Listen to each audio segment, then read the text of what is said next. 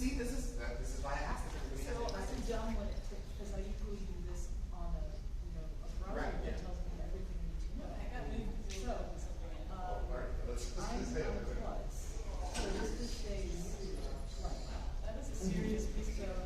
Right, right. What are you looking for from the room? Hello and welcome. Come on in, join us. Right, yeah. So, if I recall how this works, you will. Sit right here? Yeah, I'll sit right here. Yeah. Right, so you'll add, you will fill in the dots and write the. You gotta watch this to get to the For all of these skills that you actually do have proficiency in, the ones you don't, you will run. So, Stealth perception. So is that all? yeah, yeah. Fill in deception. Tis working. Are we going to be using the projector so you're going to like No, no. He's not using the projector. So. Yes. Very ramshackle setup. I was like, why didn't you bring a jackal? I don't even have that. I have a literal one that we could use right now. I don't know if He's done. They look. They like. it's been rigged. Yeah, it's been rigged. I'm not gonna touch it. I wish I would have known. Yeah.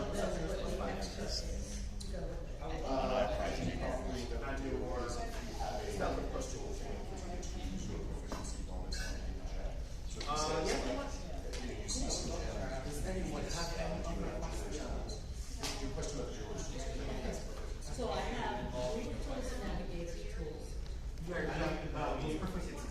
Plus, so you will tell me, oh, that would be So- wisdom plus. Oh, go ahead. No, no. Plus navigate. You're good. Intelligence. One. Handheld only, or does it? Okay. Do you write it ahead of time? Oh my god. Well, Right. The I one think that, this works. the but- very first thing in your equipment, the underlying section, please choose Yes, you the could. individual trinkets and the graphic specs. These are, did you get two dice? You get two dice. You get two dice. I'll open this one. Yeah, just use one of those things. Oh, absolutely. I'm gonna put, I want to play. If I had known that, I would have drawn one. If I had actually realized that. Have you played Calendar? No, I couldn't. I went to use the Dawn deck from Oh, I one who used the Dawn deck is based on Exactly. You can tap your Dawn or you can recycle it. Some cards, like some of them will have a plus where it'll show one of the symbols of the two Dawn you have, so you have to put that back in the deck. So it's a limiter gate. You get 2 per turn. If you're in the 4-for-all, turn lead does not draw on the first turn, and last player gets 3. 3, yes. What are those called? 3 runes. They'll get 3 runes. He's combo. Green is very combo. So this is one I played. You will ramp. You will be playing a creature on turn. They go big. They cannot die. Well, sure. Yeah. If they cast, You should have an armor too? yeah, Ari. I moved it out because I had it sleeved, but it's right. You get the chance that I'll trade you. Because I played the I'm unfortunately only, maybe not unfortunately, but I got into it because of Arcane. Hey, no. Unfortunate chance you I guys. guess I need to project questions. yes, 100%. No like at all. But no, I totally understand. It's like I forgot. I want James to get I mean, Victor seems very like organized because the way a lot of them is that you play them and they end up like tapping and then turn start, you turn them up right and you can send them to the battlefield. Have you played Pulse? No, I watched that. Very much like think of the locations. I was wondering if I was curious if they could hear us okay. I do. I could listen. Yes. Okay, my equipment includes 3 tools, my skills, my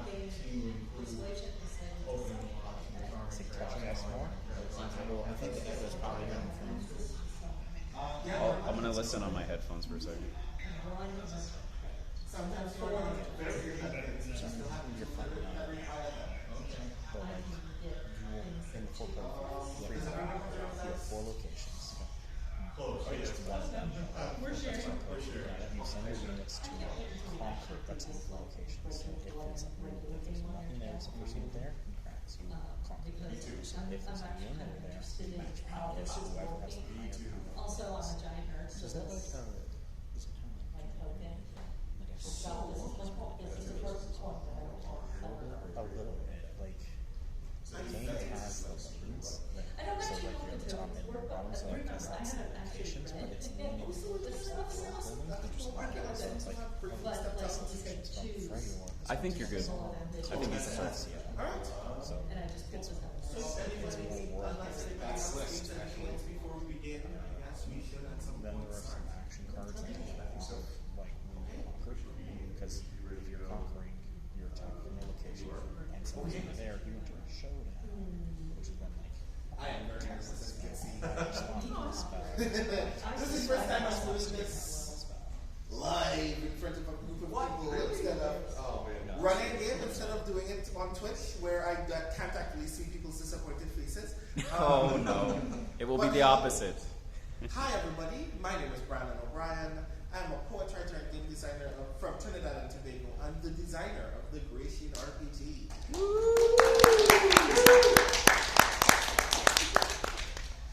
And I'm very excited to bring tonight's very interesting one-shot session, Death of a Noble, an adventure that comes straight from the book in a mildly truncated form for tonight's session. With all these lovely people who will now introduce themselves to you all, starting Karen. Hi, I'm Karen Menzel. I teach at Iowa State University, and I'm playing the Noble in Death of the... It'll be fine. That's not foreboding at all, I promise. I'm Richard Lee Byers. I'm the one without a tent because I was told you don't need to bring your tent. Now everybody else has their tent. But I'm a fiction writer. I'm going to do fantasy and horror. Hi everyone, my name is Gregory Wilson. I am a professor at St. John's University. I am also an author with multiple books, including the Grey Assassin trilogy, including Grayshade, from which this game is created, and I'm just a little bit excited about it. And I am today playing. I'm playing a human acolyte known as Petro Osenko. And the fact that I can't see you yet is fine. So it's going to look awesome in just a moment.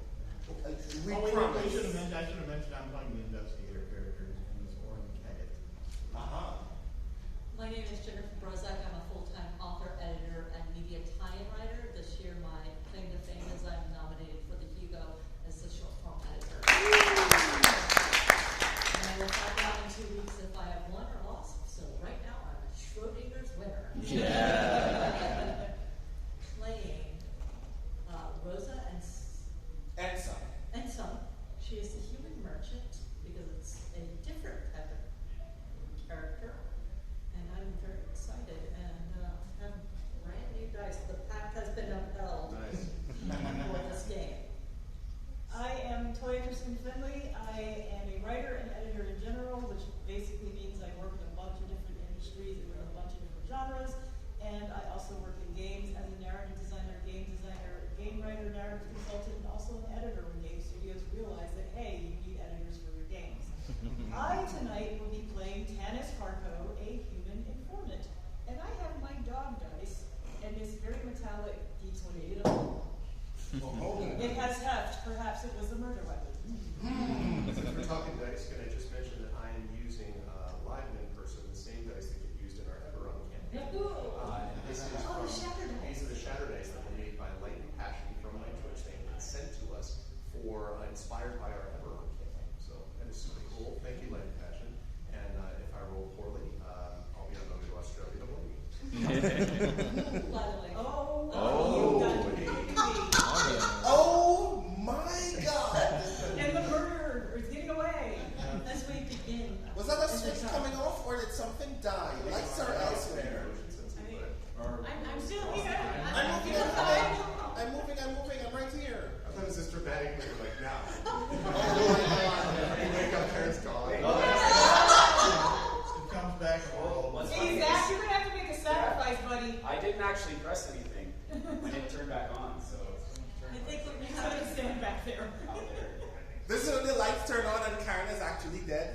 I feel happy. No, I can see the light out You're not fooling anybody. there. Hey. I have no idea what is happening. Wow. But I hope that doesn't happen again. That would be dreadful. It Dun, will dun, dun. absolutely happen again. There hasn't been a third time yet, so. So I used to work in QA before all this. I can break things just by looking at them. Literally. Please no. Please no. I don't do it on purpose. It's the QA effect. My husband's an engineer, and he has the engineer's effect. It works with him, but I break it by Oh looking at it. God. Crossing all of my appendages. No more disease. As we begin today's session, starting with a random summons that our wonderful acolyte receives in what is actually a very early point in the day. The sun is not even up yet. You have been called from your bedroom in the temple of the Order of Argoth, the god of justice of this city.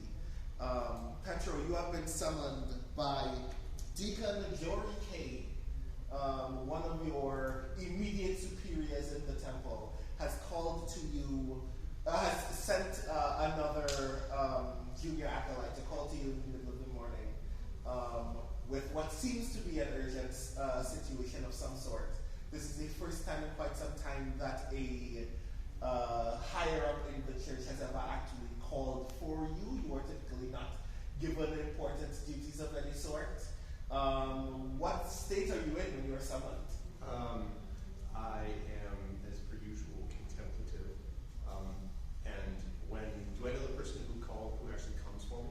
The acolyte? This junior acolyte is actually like far newer to the order than you are. He's only been here like 6 or 7 days. Okay. Actually, very committed, very dutiful. Seems to think very highly of everyone else who is here, including you. Like almost comically deferent to you. Like you can hear him knocking as if he is afraid to wake you up. Okay. So I'm actually kneeling when he knocks, facing towards the window in the sun. So when I hear the knock, and I hear it a couple times, and I assume I immediately know that it's this person. Probably You've experienced this timid knock before. So I'm like, come. The door creaks open a bit. It's very short, very timid, easily frightened. Acolyte just leans his head in and goes, Mr. Wasenko, are you busy? Are you asleep? Did I bother you at all? Obviously neither. What is it? Deacon K has called you. It seems to be of an urgent situation. I know very little details, but was told to summon you urgently to the main vestry whenever you are free, if you're available. Okay. So I say, I stand up, not facing him yet, and I say, I'm free when I'm called. Go, I'll follow. Understood. And he like the absolute timidness of summoning someone with seniority over him just kind of washes over him immediately, and instead of actually waiting till he do, he just disappears into the hallway. But you know your way to the vestry, obviously. Yeah. I assume I turn, and when I exit the room, like he's already completely out. No, yeah, just go on. Okay. And just one, so it's been unusual. Is it presumably they call other acolytes, but not at my level usually? Yeah, not at your rank. Me, but folks who have been here, folks who have been in the order for 3+ years, people who have multiple accomplishments under their belt. By accomplishments, you obviously know deaths. Typically, if a junior acolyte of your stature were to be called, it's either a matter of very small import or there are no hands available. And this has never been the case for you yet. So I hold for a moment the symbol of Argoth, the hammer, at my neck, check my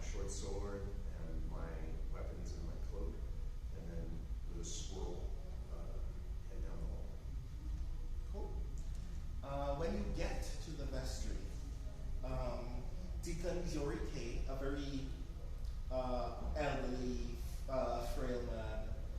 Amanda, you have seen at some point in his height of performance, but is presently far too old and far too ill to still be doing field work, is praying just under the pouring sunlight of one of the very few windows in this vestry.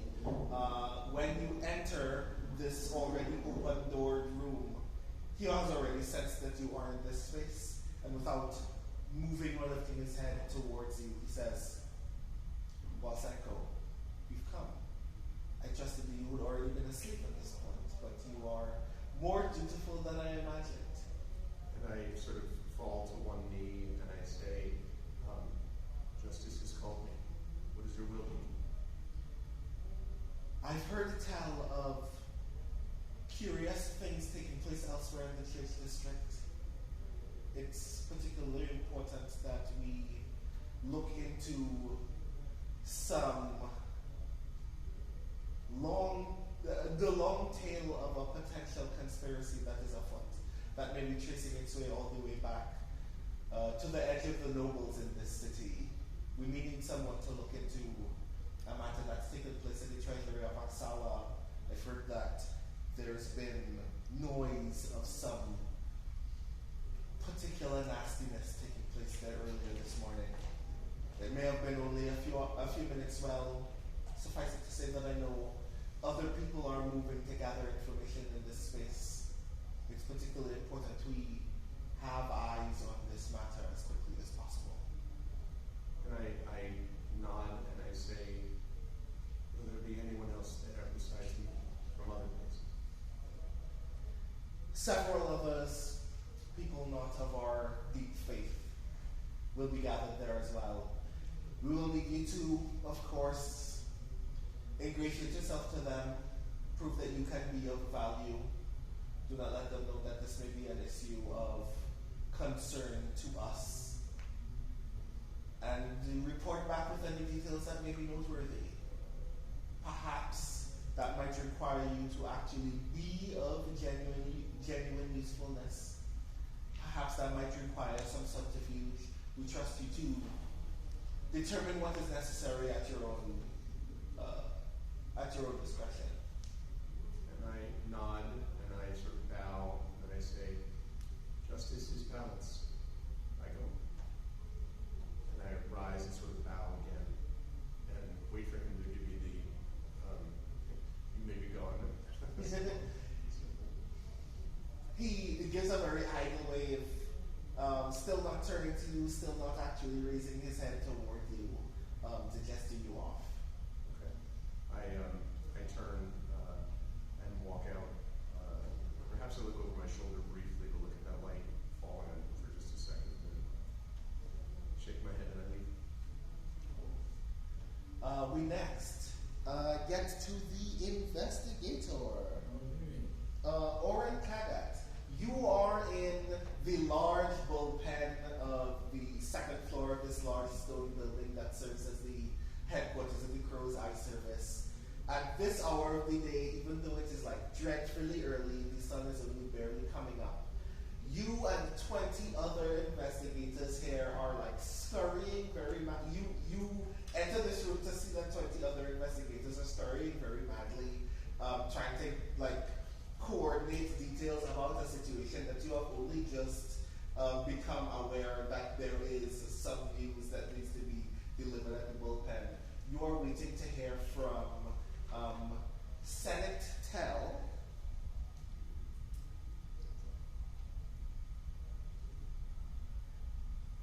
who is like the superintendent of this station, who has called you back to the office this very early in the morning because he needs you in particular to do something in particular, and you have no idea what that means, because for the last 4 weeks, instead of actually serving as an investigator in the Crow's Eye Service, you have been running odd jobs for nobles in the noble district.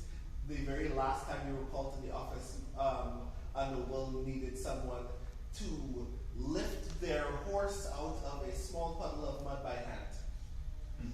You have never actually, you have only recently, only briefly ever been performing actual investigative services as a member of the Crow's Eye Service. You don't know whether this is just another silly noble trifle or whether you have finally been called to a case.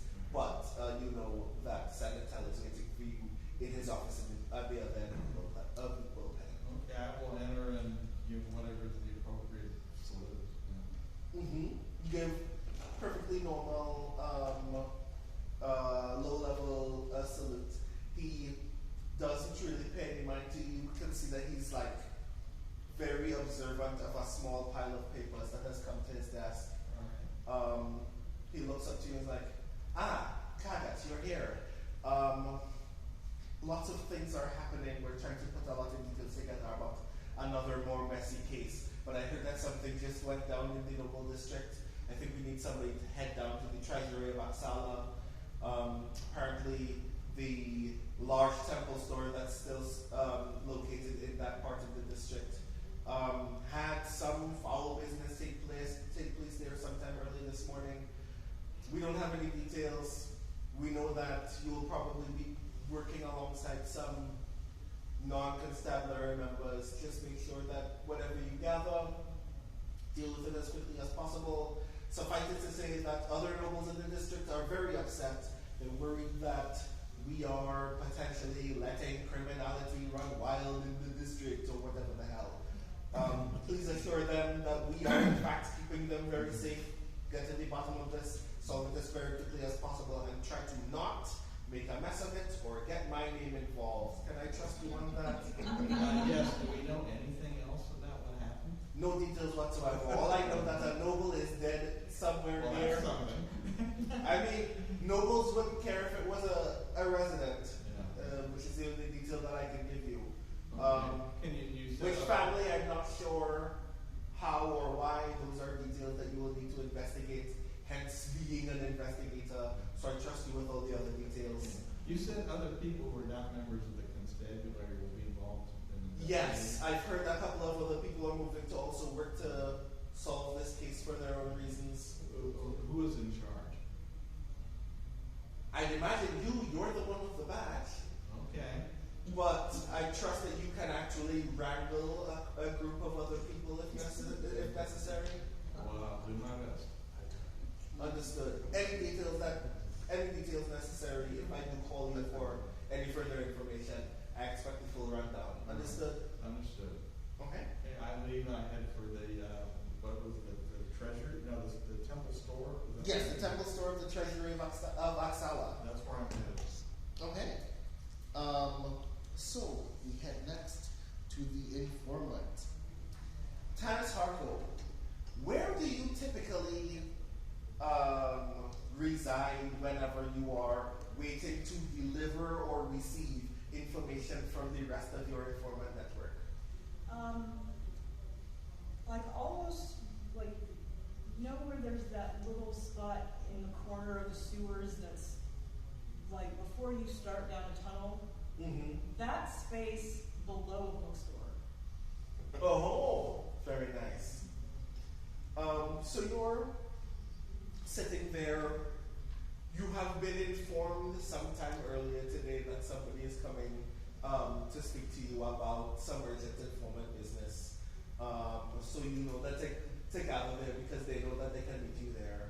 And almost immediately upon sitting down and waiting, a kind of shadow kind of emerges from further into the sewers and just kind of like trails toward you and sits down beside you.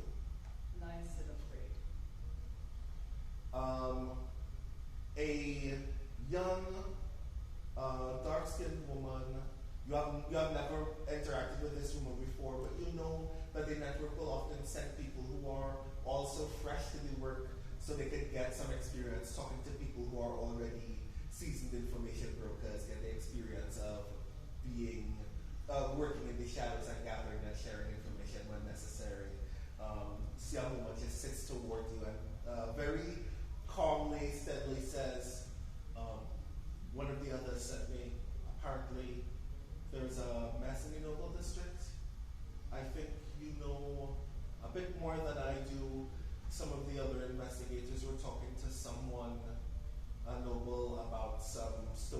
business, I can't remember her name all of a sudden, but said that you could be trusted to gather some more information about something related to her up in the treasury of Oxala.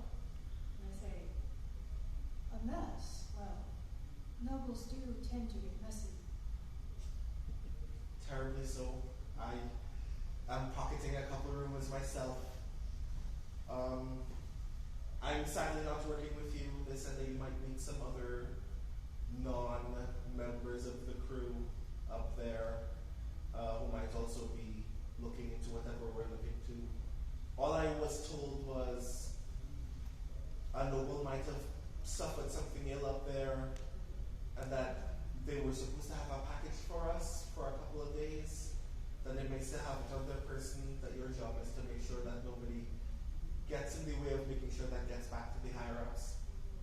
A package for our network? Yeah. Don't know what it is though. Apparently nobody else did either. Something very precious, but whoever the noble was, it never gave details, so I have none either. So anything curious, anything solid that you know, if a cop or one of the churches got it, it would be a big deal. Make sure we at least know what it is first, if not, that we have it in hand. And these others who are involving themselves, do they have useful knowledge? They might, or they may be trying to gain some. If they try to gain any about us, make sure that it's as little as possible, but otherwise we trust you to do the work that you need. I deeply appreciate it, but before you go, can you tell me, I'm new to this network. Why am I the trustworthy one in this matter? Some of the bigger ones, they were worried if they got witnessed doing this business that people would know what they can know. They wanted somebody who's still a little bit, not green like me, but someone they knew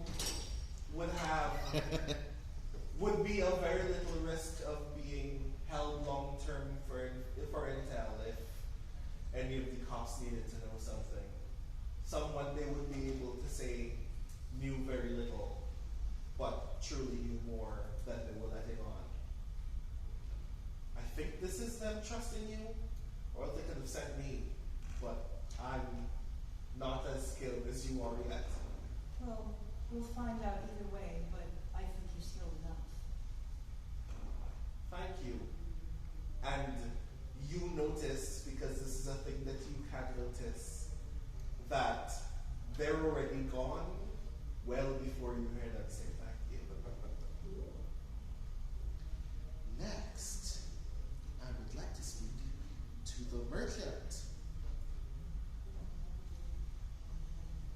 Rosa, what do you trade in the merchant district? Priceless weaponry. Mm-hmm. My family and my company does the best weaponry in all of the city. I'm also very good at telling you how much things are worth. Mm-hmm. Well done. At your place of business, which is just located somewhere near the edge of the merchant district, such that you can see Noble District business just across the roundabout, you notice very early in the morning that there seems to be a panic somewhere very deep into the Noble District. You see a couple of young children get up and run into the street and with their faces in a state of very mild horror. You hear a couple of nobles seem to call out for constables to come nearby. You don't know a great deal about what's happening, but you hear something very briefly about a scuffle that, you hear someone shouting something across the street about a scuffle that's taken place at the treasury store of the treasury of Oxala, and you hear something about sand that catches your eye in part because even though this is not immediately your trade, you know the stone trade in the city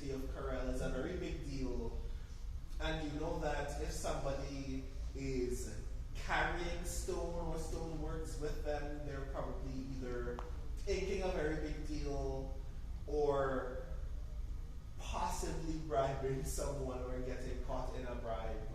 So it sounds like a very big mess has taken place there that may be potentially an opportunity for you to get a little bit more money if you learn enough details about it and are slick enough to use those details in your own trade. Many people need my assistance in this area. Those downtrodden, even the nobles, even though they don't like to admit it. I will step forward and see what the fracas is, because obviously I do have some skills and perhaps I can assist the problem. Okay. And last but not least, our noble, Homera Seria. You live in the noble district.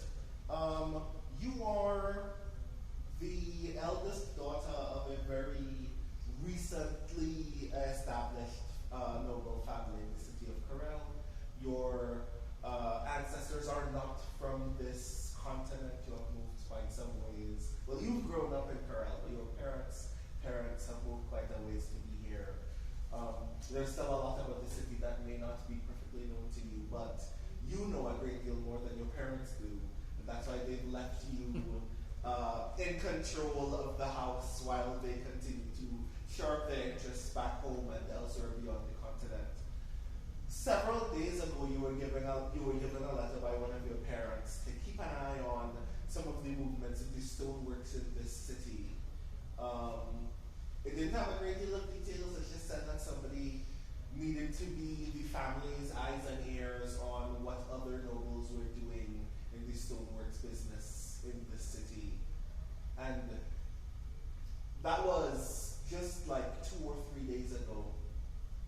Today, you are woken up by the sound of shouting in the middle of the street just before the sun breaks. It wasn't me. I mean, what's happening?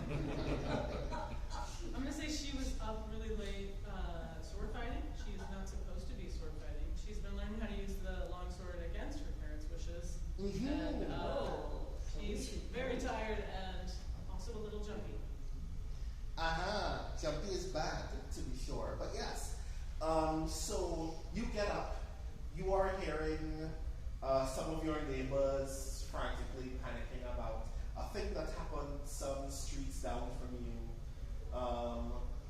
You don't know a great deal of details, but you hear the name Moraine. Moraine. Have I heard that name before? Do I know who it is? You know that the Moraine family has some strong interest in stoneworks in this area. You don't know a great deal about the parents because the parents, the patriarch of that family is presently on a long trip himself, venturing out past Corel. But you do know that 2 of his children are maintaining his house while he is gone. And you have just heard the family name in a panic. Well, that doesn't forecast well. As that shout is happening, you hear a very distinct bell strike in the noble district. It is the sound of the church bell of the treasury of Axala. It doesn't sound like a bell. It sounds like coins hitting a table. It is only sounded for one of 2 reasons. It is sounded because it is mass, and by mass we mean it is the time when people pay their debts, or it is sounded because something very dangerous has happened in or around its environment, because it is the only security bell for several streets around that section of the noble district. So they just kind of lend it whenever something drastic may have happened. So either someone is about to be very broke or something very bad happened near the treasury of Axala's temple store in the noble district. Okay, well, I think she goes by Oma. Oma's going to jump out of bed. She's going to slap on a bustle faster than anybody else probably could without a servant's help. And wrap her hair up. And she is going to, very quickly, as she's worked out this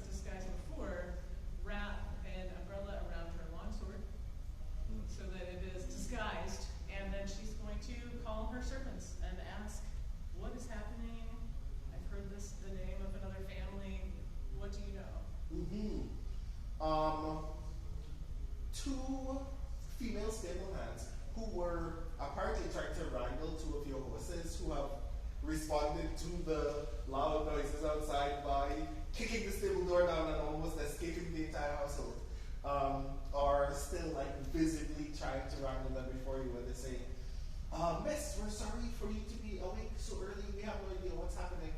Apparently, something has happened to one of the Marines near the Treasury store a couple of streets down. I'm sure that's none of your concern. I'm sure the Crow's Eyes or one of the other investigators will look into that very quickly. You can go back to bed.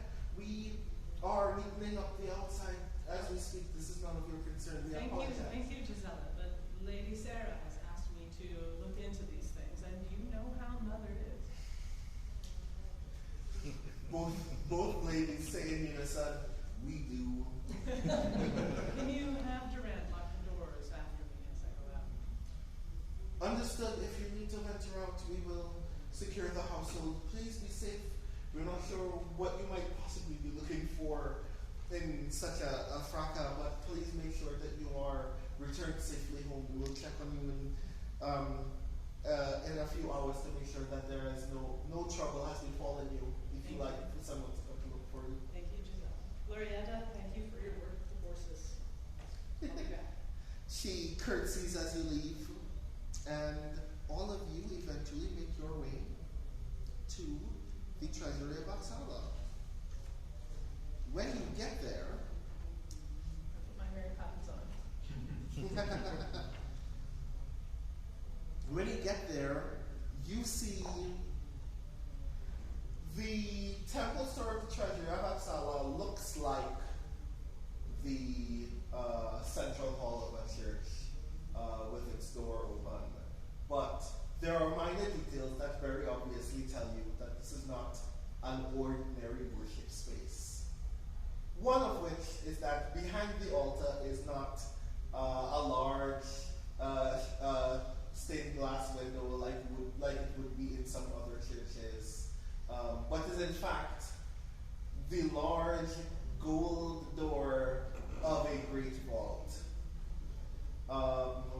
Other than that, there are pews, there are large candelabra on the left and right sides of the altar that are not ordinarily shaped like candles, but are shaped like Axala's hand reaching out towards congregants sitting in those pews.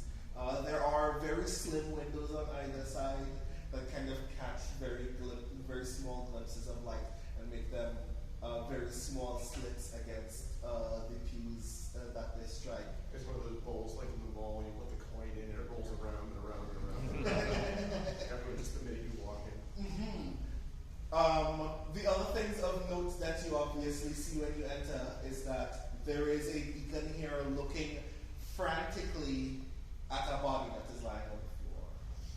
Okay. A young woman lying in a small pool of blood beneath the altar with a small puncture wound on her neck. That is what you can tell from this point entering this space. Is it a deacon looking down on it? Yes, a deacon of the treasury of Axala sees you all come towards the door, turns to you and tries to get the quickest immediate glance of you all, briefly focuses on Petro, tries to get a sense of what this uniform is. You can immediately get the impression that he's like, no, you're not of the treasury. Then he immediately turns to the investigator of the group and goes, did the Crow's Eyes send you? They did. Tell us what everything you know about what happened here. I was waiting behind for some other business that we were attending to at today's mass when I heard a terrible scream and came to rush back into this space. Next thing I know, we saw Tiffany Moraine was dead.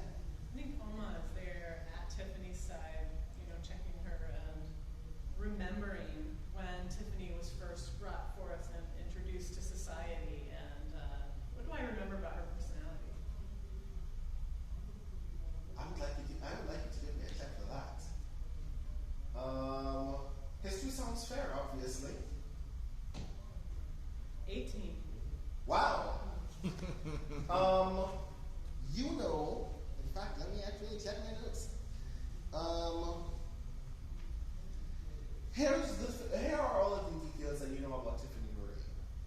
Tiffany Moran is a well-respected local noble, most notably known for her passionate investments in the local stone and lumber trades, as well as being a popular socialite who regularly travels to party in other cities and rub shoulders with foreign masters of industry. While House Moran is not as large as its neighbors or as primary in the stone trade as other families might be, Tiffany has been responsible for making key strategies on the family's behalf and forging powerful relationships beyond the Silver Coast that have paid off immensely in their own investments. So you know that Tiffany is actually very well off, very smart, but puts on airs as a kind of party girl. You know that she is almost singularly responsible for raising the status of her house in the stone trade. Have the both of you party together as a result? Oh, yeah. Yeah, of course we did.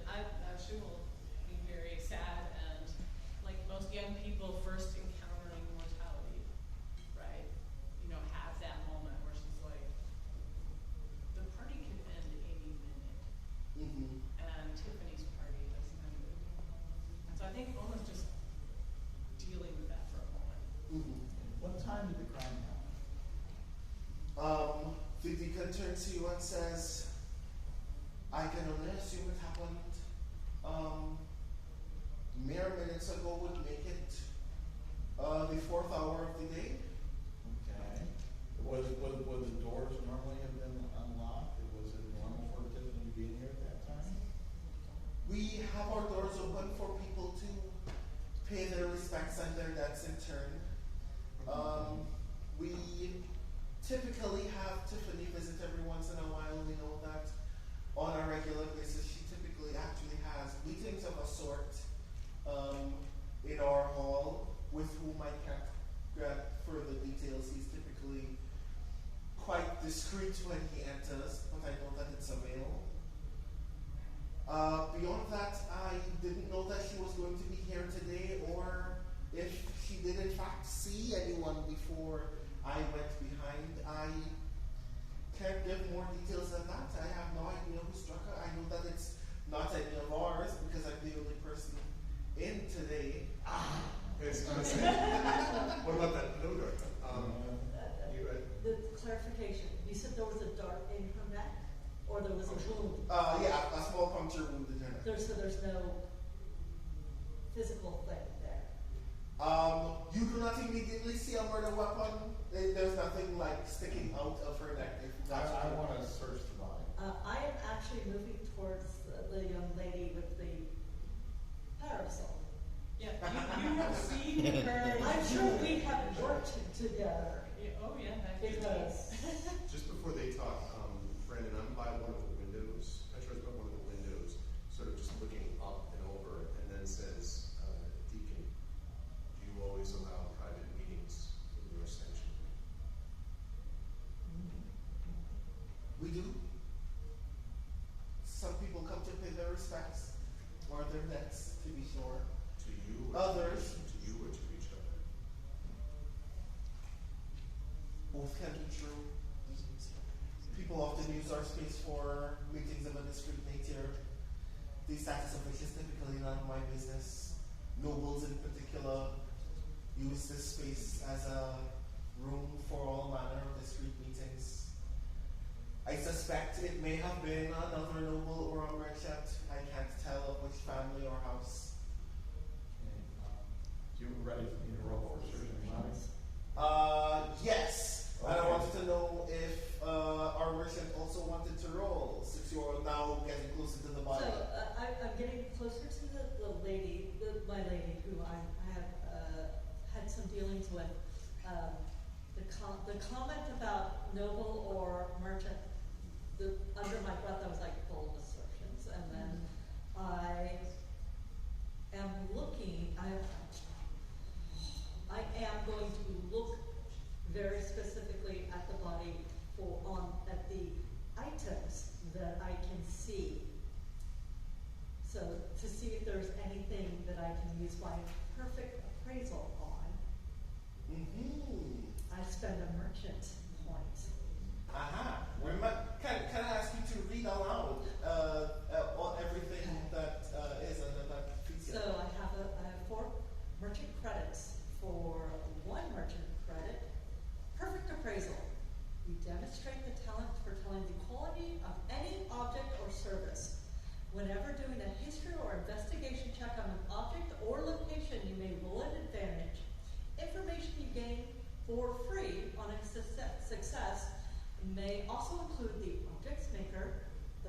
Communications architect, or any of the notable people who have owned or been present around any noteworthy rumors about its use. And even if the object has been previously lost, stolen, or illegally traded. I have a very keen eye. I am stepping forward to look and see what is. I'm moving towards my lady, who I know. Master and Soma. I'm so glad that you're here. My lady, I heard the ruckus. You know how I like to assist, and then I look at the body very keenly to see missing jewelry, weapons out, missing hairpins, which are often weapons for the nobles, or mislaid brooches, and also, I'm not a medic, but as someone who is very good with weapons and trained, dagger, rapier, blow dart, like, just, I'm looking to see, I'm categorizing. Also her clothing.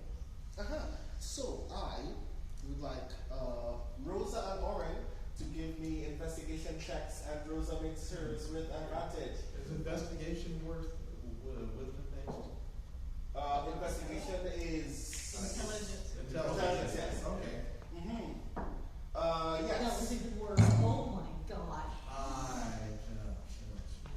I'm gonna wait to ask you that. But yes, you are about to ask us. Yes, so what do I I... got 22. Oh, you got a 22? Well, I did 12 plus 2 plus, So the plus 5 includes all of it. oh, no, 5 plus 5 includes everything? Oh, then 17. Okay, 17. I'll come back to you in a moment. Okay. It's not bad. So first of all, I am observing everyone else and what they are doing and who's talking to whom. I'm also observing the investigator and the merchant looking at the body, because I'm curious about this package and wondering if it is still on the body, because it's probably been hidden discreetly. But I also would like to know, what do I know about Tiffany and what do I know about House Moraine? Aha, And what have I heard? I would like you to also give me a roll for that. So I had an 11. I don't know if I have any. Oh, hold on. So, what are you rolling? No, you're investigating, did you say? But can I check? No, there's something else we think first. A lore or a history check would be good. Oh, history is wisdom, or lore is, I don't know what lore is. Lore is also wisdom, yes. So wisdom, actually, it's right here. So that would be Okay, so it's 11. 11? Yeah. You know that House Moraine is big in the trade of the natural resources. You know particularly stone, because stone is a big deal in Corel. You know that Tiffany is maintaining her house alone. You're not particularly familiar with a great deal about House Moraine, but that's mostly because the houses that you've been, the noble families that you've been looking after are typically not the ones that have been engaging in stoneworks for some time. You are still like building up your information stockpile in that regard, so you don't know a great deal about Tiffany at this moment. But I can ask you for an investigation check for discovering if there's a package nearby, and I will get to you in a bit. Oren, you gave me 17. 17 investigations over the body, looking for, cause of death, searching pockets, whatever. Yes, and Rosa, your investigation roll was? So, I'm looking at various things and categorizing them, and I am now distracted by the parasol. Because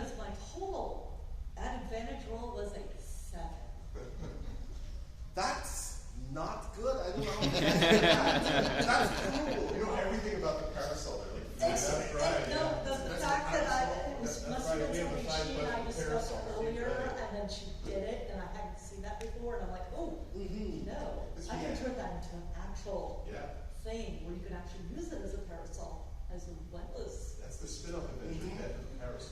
You immediately hone in on the fact that a weapon is obviously being hidden in this parasol. And that's, this is it kind of, distracted me a little bit, but also because I was not expecting a noble lady that I know here. So, yeah, I can't help you, I'm sorry. And I think that there's been times when you've like seen Oma Sarah go by with her family, you know, and then 2 minutes later she's back. So, so while Rose is being distracted by a parasol, Oren, you notice some very peculiar details. Okay. There is no obvious murder weapon on the scene, but there are shards of one. You see what seems to be very, almost imperceptibly small, thin, sharp shards of porcelain. And it strikes you that the shape of the wound is such that it could have been made by a porcelain dagger, specifically for the purposes of making sure that if it did break or otherwise become left behind at the scene, it would seem as if it were a non-threatening detail. Okay. You also notice some specks of sand around the clothes on Moraine. Some of it has already kind of been faded into the blood, so you can tell that they're like small pieces of stone just kind of jutting out of the pool of blood on the scene. But you notice that there's like a line of what looks as small as sand, but feels like the sand of some top quality stone left around like her shawl and her sleeves. Okay, did they take her pockets or her belt pouch or whatever she's got to carry stuff? You notice that her purse has been cut. About 100 gold pieces are scattered further up the altar, like they just kind of fell underneath the altar as a result. So it doesn't seem like this. Yeah, it doesn't seem like this was a robbery of any sort. It also strikes you, as a matter of course, that a robbery in the treasury of Axala is a big risk because everybody knows that there is a lot of wealth in this space. So it's where money is typically stored in the treasury is a very strongly guarded secret. So if somebody was attempting a theft in this place, they either were here at the right time, almost miraculously, or were targeting someone in particular. So the fact that nobody was taken is actually more noteworthy than that somebody would attempt to steal at this treasury. Why didn't Treasury Guard or Temple Guard notice this happening? Oma will ask directly to the person in charge here. There's typically a patrol in this area. I can't give any greater details as to why they wouldn't have perhaps been monitoring this space at this time, but obviously that's a lapse in my own judgment as well. Well, are they here? Can we talk to them? By the time you get here, there are no members of the Cruise-Eye Service or the Guard of Districts nearby. It appears, just based on your own assessment, it appears that your presence is the only constabulary presence precisely because Captain Tell sent you specifically. So the temple doesn't have its own guards? The Treasury of Axala does have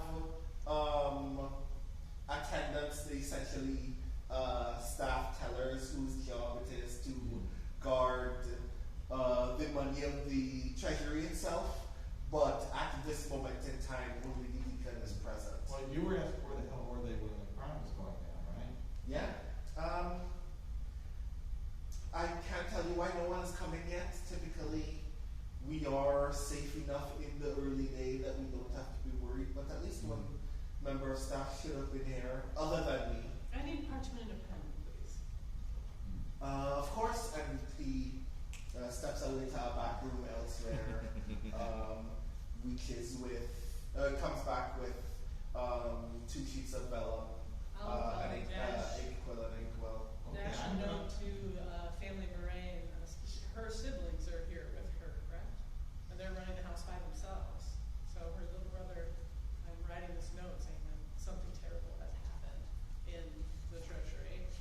And, you know, sign my name and I went over the body, I'm going over the crime scene now, the room. Okay, if there's anything else you want to glean about this place, give me another investigation check.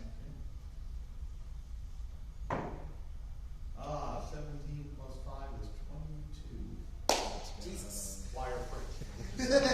You just see through the universe. So, here are the other details that I will give you. Just before you step away from the body and you start taking a stronger glance at the space, you also notice that it seems just underneath Tiffany Marie's shawl on her body, there seems to be evidence of very light adhesive that may have been attached to her body, but it or whatever left it there is no longer present, and you can very vaguely glean a faint residue of a kind of bluish sand, barely noticeable by touch, just surrounding that space. What do you mean it's stuck on what's supposed to be adhesive? Yes, like Okay. bluish sand that is different from the other coarser sand that you noticed. It almost also like gives for us- dignity's sake, and she'll use her cloak to make it so that no one is It looking also gives you also get this faint sense just looking at it that it seems like something was making like a series of impressions on her body as if it were like printing text somewhere or embossing text onto her skin or onto her clothes. But whatever the nature of those symbols may have been have already since faded.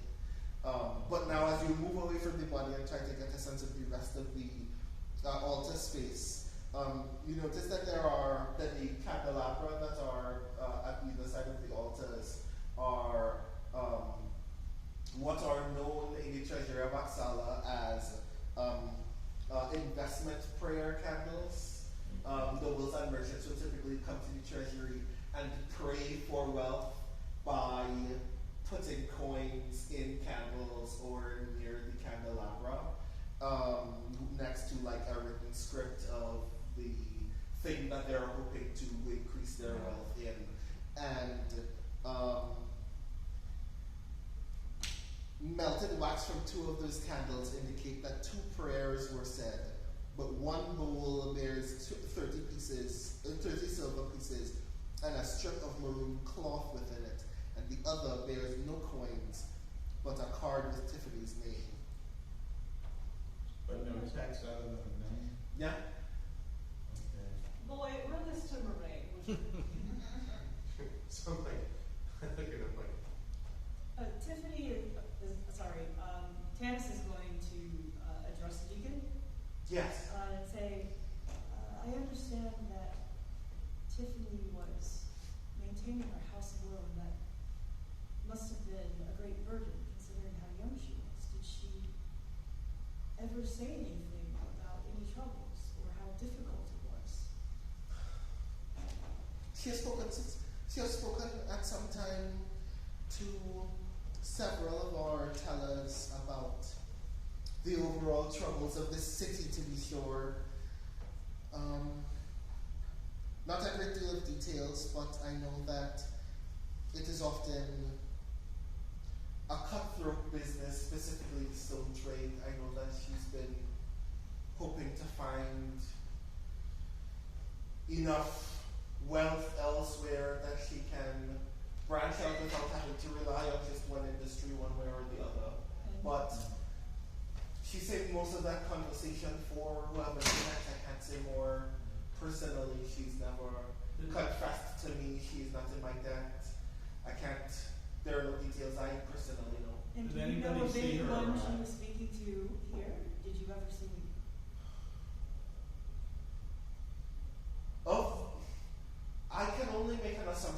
sure. I cannot be confident that this is who I've seen. He's always been cloaked whenever he appears. But I highly suspect that the person that she comes to meet here is the youngest son of House Evans, a boy named Tomos, Tomos, Yfans. House which? Evans. Okay. Can you spell that again, please? Yfans. YF. And the first name is Tomos? Tomos. Tomos. Thank you. Can I ask a quick question? How are you dressed? How am I dressed? As a merchant, I am very good at picking out your merchants, your nobles, so how are you dressed? I mean, I'm dressed nicely for my station. Okay, so at a glance at you and looking at the quality of your clothes, do I think you are a merchant? Do I think you are a citizen? Do I think you work for nobles? You would see me as a citizen, but you can't quite place me. Okay, so I lean to you and think, citizen, yeah. That's all I say. And I look it back at you and I say nothing. Okay, I asked the deacon, did anybody see her, or any temple personnel see her arrive? I saw her arrive an hour before the event, if not mistaken. Well, did she have some blue thing, or did we see the residue on a shawl now? You point out the area where you see the adhesive, and he looks kind of quizzically at the body and goes, "Her shawl was drawn when she entered. I don't remember seeing anything else on her person. She didn't seem like she was perhaps carrying something physical with her, but I didn't see what it was. May have been carrying a package close to her breast, but what it was I hadn't seen until you had pointed out that something may have been concealed there. But something does strike me that may be of note. I know for a fact that a ball may be taking place very soon. Let me find his notes. This adventure is much longer than I We got to call a murder. My character will know the location and time and name of the ball and all of that information. From an enjoyable intense. As somebody who's looking to it. Are you really going to ignore it? I literally absolutely ignore 100%, just walk past material. I think that she handed to you and said, "Run this through the reins." And was like, It "How do you just even drops. noticing that he does Utterly it to you?" ignore. It just falls to the ground. Yeah, and I don't actually pay zero attention to Excuse it. me. Also, while you're looking through that, I am curious about just that puncture wound too. Brandon, is there any way that if I'm looking down at that puncture wound, I would know of any order or sort of military personnel or assassins or anyone like that that uses weapons of this type and then takes them back? Like if you have a puncture wound, Give me a lore or history check. While he's doing that, has anyone looked at Tiffany's feet? Her shoes? I gather that was probably included in my examination. Yeah, there is nothing noteworthy about her shoes. 7, I guess. Very expensive, very well kept. They seem new, in fact. They are one of the few articles of clothing on her body not covered in blood. They don't seem to have any dirt or sand at the bottom of them. So they're not covered in blood. There's no sand or dirt on them at all. They are pristine. Yeah. Yes, 7. 7 on history. On the history, yeah. You know that there are many orders that have long since passed. At some point in the history of this city, many orders were just randomly wiped out by the constabulary during a policy known as the Church Restriction Act. Large churches just got their entire buildings razed and all of their acolytes murdered. It is possible that any one of those did use very intricate weapons of this nature, but all of their documents and holy scriptures were destroyed as well, so you can't even remember which, if any. I have Grandpa Volo's traveling journal. Is there anything in Grandpa Volo's traveling journal about a weapon of this type? Aha! You have thought past me, I like it. You give me a history check. Dear grandfather, my puncture weapon. 16. Well, I'm still- 16! 16. God damn it. Okay, cool. Let me... Right here on page 37. So, a thing that is a very brief note in this diary is a vague reference to an old order known as the Cult of Heora, S-H-E-O-R-A. By the time it was written in the diary, the Cult of Heora had already been wiped out, but there is a note in this diary about how some nobles still jokingly pray to the Cult of Heora because Heora is the goddess of stone and was presumed by her cultists in their day to not only be the goddess that has bestowed the city of Corel and its environs with such rich mineral works, but actually had the power to gift mortals with the ability to draw magical powers out of stone. Wow. I think that sounds weird and ridiculous to you, because stone doesn't have magic powers. It's stone. Stone doesn't do cool things. You do know that there are some other communities in Corel that do believe that stone has some kind of innate, unique properties, but not that they're magical, just that they have unique geological effects that may have a personal relationship with the body, like a certain kind of stone makes people sicker or dizzy, but not that it's magic, just that people are having unique reactions to those minerals. I think because of her sort of boring and cloistered life, she's read Grandpa Volo's traveling journal so many times, and that's why she's been learning how to use this longsword that's on her character sheet. I'm going to address you, and I'm going to say, my lady, you are of the same class as the deceased. Indeed I am. Do you know, were you close to her at all? We have met from time to time. Do you know anything about enemies she had, or someone who might want her dead, or some business dealing that she was embarked upon that would arouse murderous intent and rivals? No more than any of the rest of us. We are, of course, all still in competition, especially over stone, but I don't know anyone in particular. Well, she has surviving relatives at her house, supposedly, right? Yes. Speaking of which, I think we I think that we should go Zero attention. her note that she drops while she's talking to the investigator, I will just simply dig down and pick it up. Okay. Give me a stealth check, in fact. Oh. God. My new dice are not being very kind to me right now, so let's see how stealthy I am. Another natural one. Wow. Parasol still. I have rolled a 2 You're and 2 obsessed with ones. this. You're You trying know to find a way what? to Tam is also noticing the note. No, yeah, I was, because depending on the result, I was going to say anyone with a passive perception higher than your roll notices the note. Yeah, no, just as it was So we all see her. Yeah, I- my classic perception is 15. Yeah, I just So- took down and pick it up because I noticed you've done this, and since I want to be on her good side, I just sort of, Yeah. I will deal with this. Also, I want to read it. But. Yeah, and Oma's going to completely say, well, of course she's going to do it. I mean, I'm in no, of Why course. wouldn't you do Yeah, that? why wouldn't she? I just sort of dip it down, and I'll She's pick it gonna up, see and then to I'm it. going to hold on to it for the moment. So, Well, I'm going to go talk to the relatives. Who's going with me? Well, I've got a couple of other I would love things to I gotta have do you. before we book it. Sounds good. So, while you're still looking, the deacon is still frazzled, trying to recall a thing, and then he goes, right, the thing that I was trying to recall. There is a cotillion being hosted by one of the other families. I know that Thomas will be there.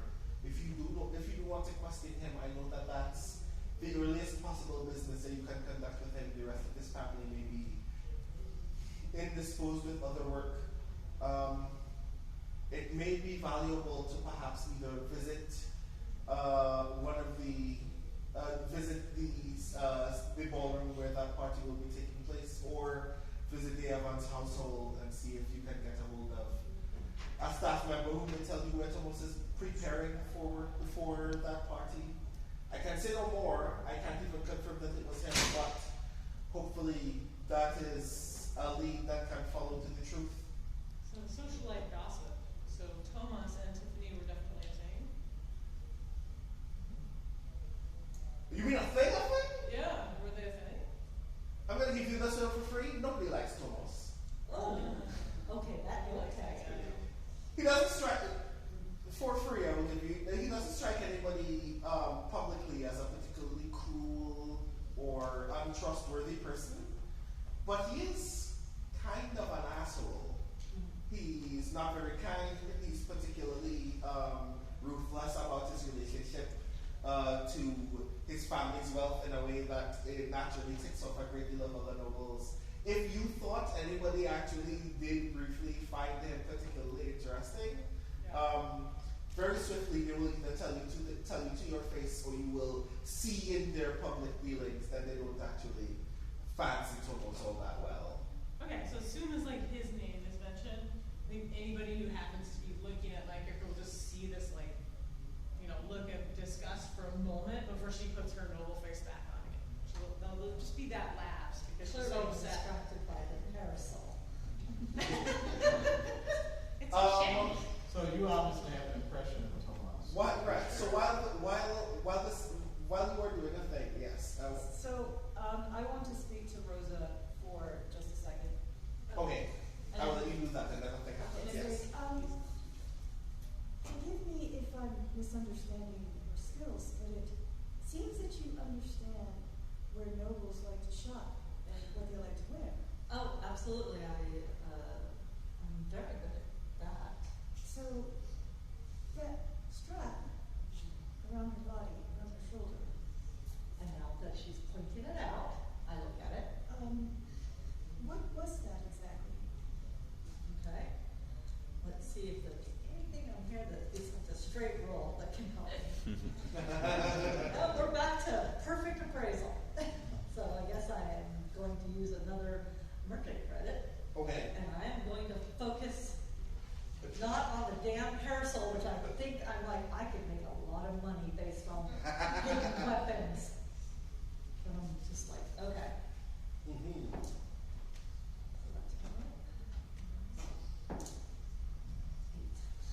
Okay, so that gives me a 14.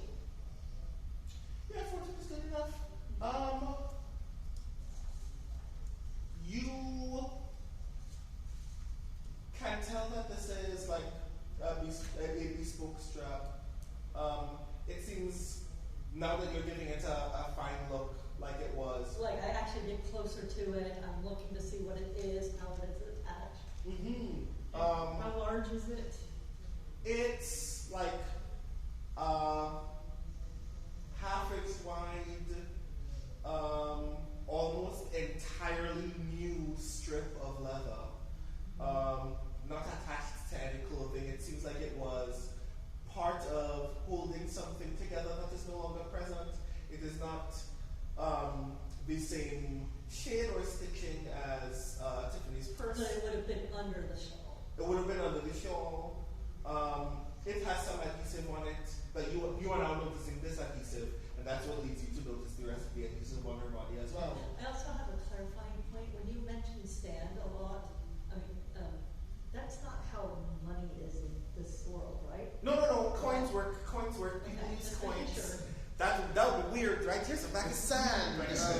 I don't know, but I would like your finest rice. Here, have some dirt. Is that owners on the purse that was there? Because I also have a question about the shoes for Rosa. well, the other thing is it cut? Is it torn? Is it no longer part of what it was like? Was it glued together where the pieces of leather are no longer glued together versus stitched versus a cut? Those are all very different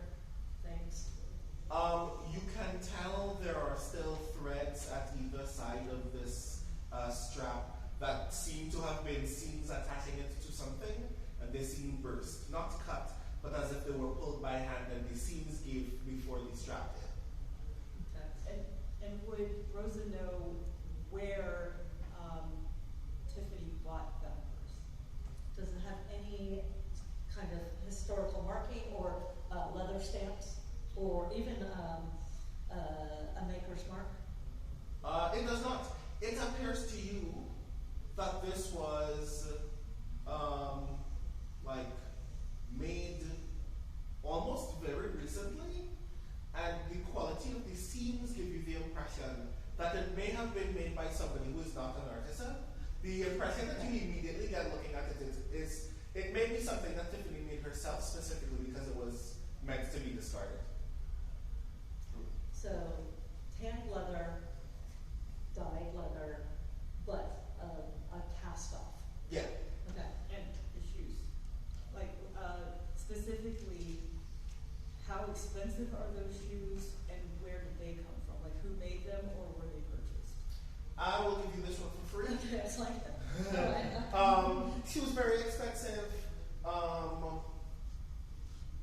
It's like one of the popular brands from one of the local merchants. Looking at it, you get the impression that Tiffany may have had it for 2 or 3 years. Still very good condition, barely increasing. And I say to, well, like, I haven't told you these things Oh, okay. yet. So very specifically, when she mentioned the shoes, I'm like, oh, those are Aurelia shoes. They are 3 seasons ago. Good quality, little out of fashion, but I'm still looking at that and I'm like, did Tiffany sew? So, that's what I was going to ask, is there anything else beyond what you have shared that my character knows because she knows Lady Lorraine? Did I know if she sewed? Does anything she's wearing look different from what she would normally be wearing when I usually see her? Is there anything else like strange about her appearance because I've met her before and I know her? The only thing that strikes you as immediately strange is that it looks like she's, other than her shoes and the quality of her shawl, it seems like she's dressed down here. Which is funny because it doesn't seem like she was concealing her presence, but it does seem like she was not dressed in her regular noble finery. And you're not sure whether that in itself was a disguise or whether she was just generally trying to not be conspicuous. But as you notice, as you are making that observation to yourself, I would like everyone to give me a perception check. Yeah, that's what I want. Okay, that is a natural 20. Ah. So finally, Perfectly balanced. Okay, so I guess I can consider that. Okay, so first I have to know. No, but you're going to be rolling your perception, so roll and Perceived add your perception. wisdom. But that makes it 23, by the way. 11.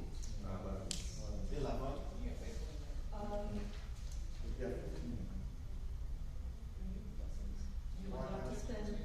Oh, 19. 19. Yeah. 19. 13. 13. So, let's see. I'm trying to decide if I'm reading the ability or not. Use it. Aha, yes, But I have to yes. figure out which one it is. Use it. Use it. Figure out which one. We only have an hour and a half. Please use it now. I don't think any of these are perception. Okay, but I would be answering her question of, it looks like Lady Moraine created a satchel that has been torn from her body, one that she was concealing beneath her Speaking from the background of most nobles, we do learn needlework per se, depends on our governesses, but sewing something of that sort? leather is very, very difficult, but based on the fact that it could be pulled apart is inexpertly made. There are no merchant marks that I can see, and there are torn threads. So, Andrew, I believe she had a small pouch concealed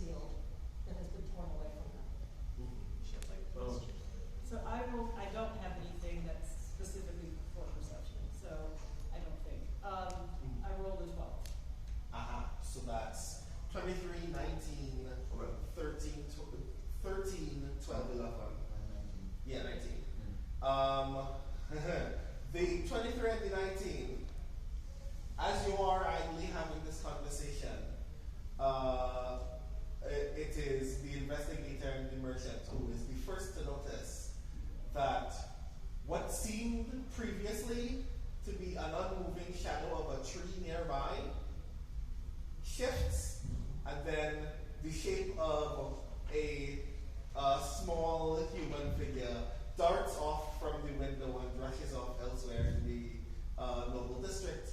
And that is where we're going to take a break. Whoa. I didn't expect actually asking questions. It takes this long, but now we have to actually get into a fight at some point. But before that, I would like to ask everyone to please do all of the things that you need to do to your body to take care of it. So if anybody needs to get something to eat or drink, use the bathroom, stretch, or otherwise take care of yourselves, we will be back at about 10 to the hour with more of Death of a Noble. Wait, I'm a noble. Not Death of a Noble. We are qualified that you are still alive. A different noble. Death of Chernobyl.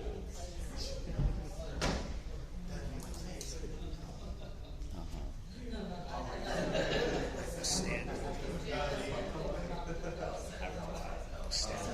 I mean, before is actually know the core that's at the bottom. I'm going to. Or died. So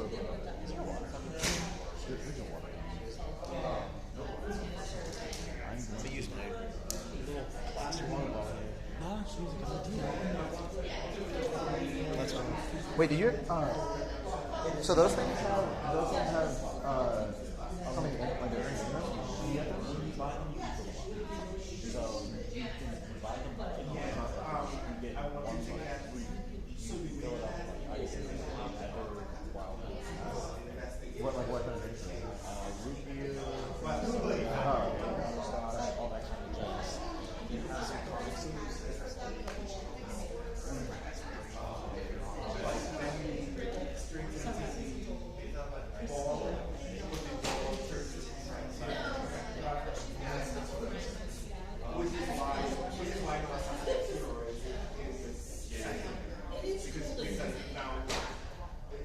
If you had the full cotillion fight at this point,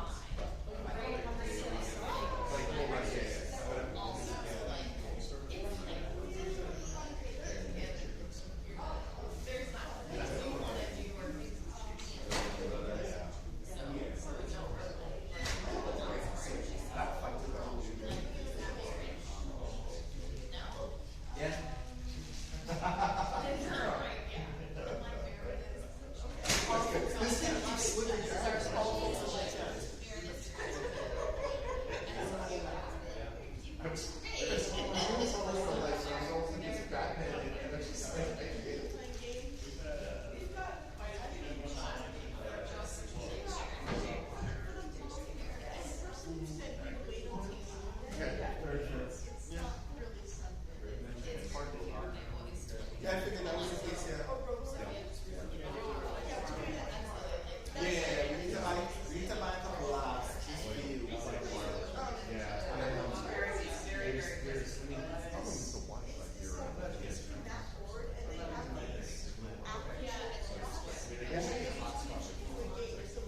See, what would be helpful, which is unnecessary exercises for a weekend.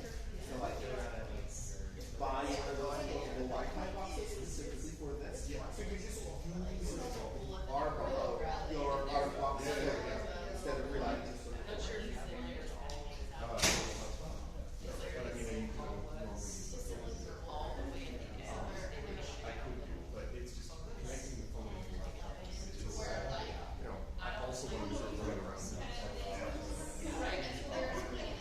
I feel like I'm letting you down. I'm sorry. See.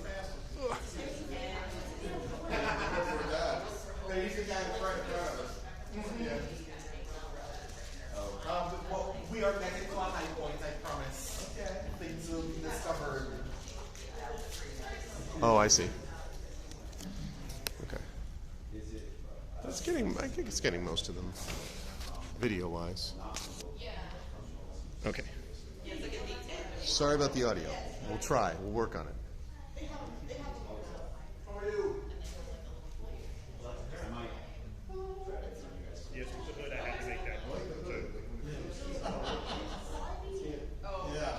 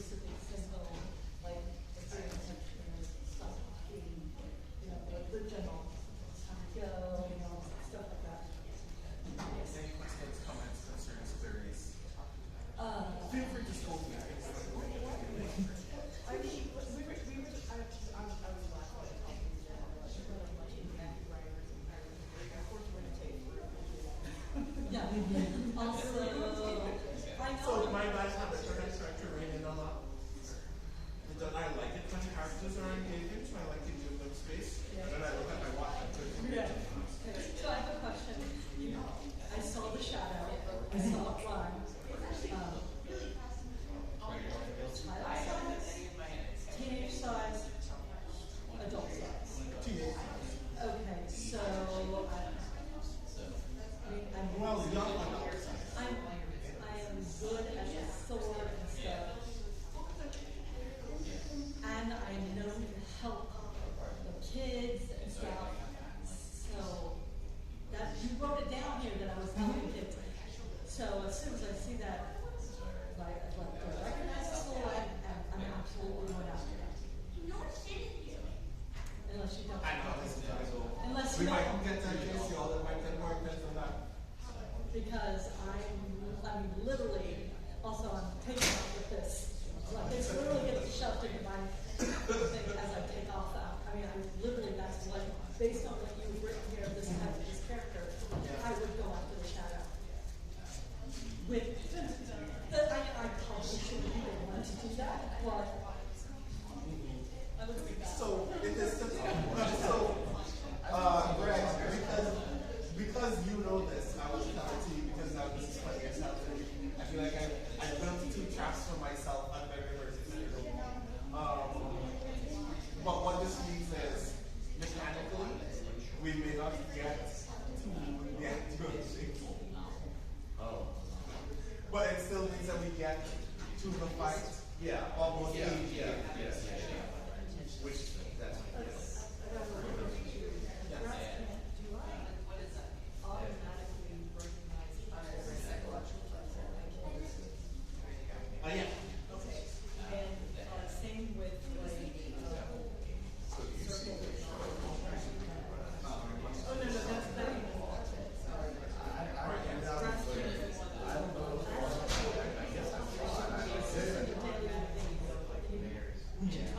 I'm vague on that. Because I know you have rats and things that I would just immediately tell you that you'll also in fact, if we had more time, we would come up at least once. It's probably not going to come up. That's fine. I want so badly to play this campaign. It's original and it's original. Could we do that special write-off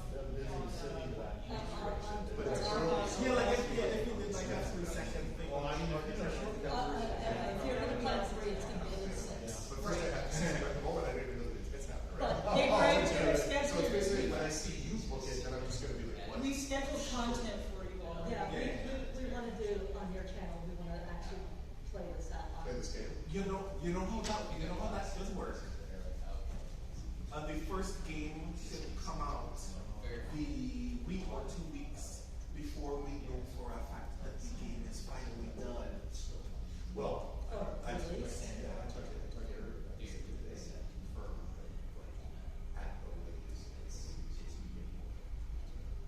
Yeah.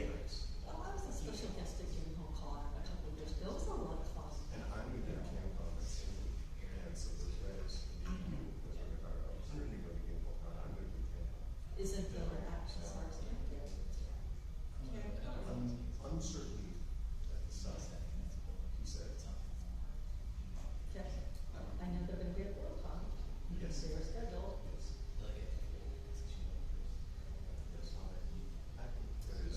I will be contacting More. both of you to have dinner. Also, tomorrow night.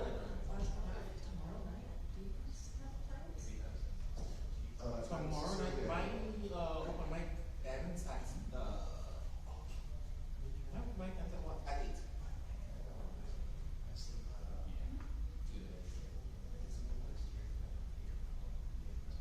Yes.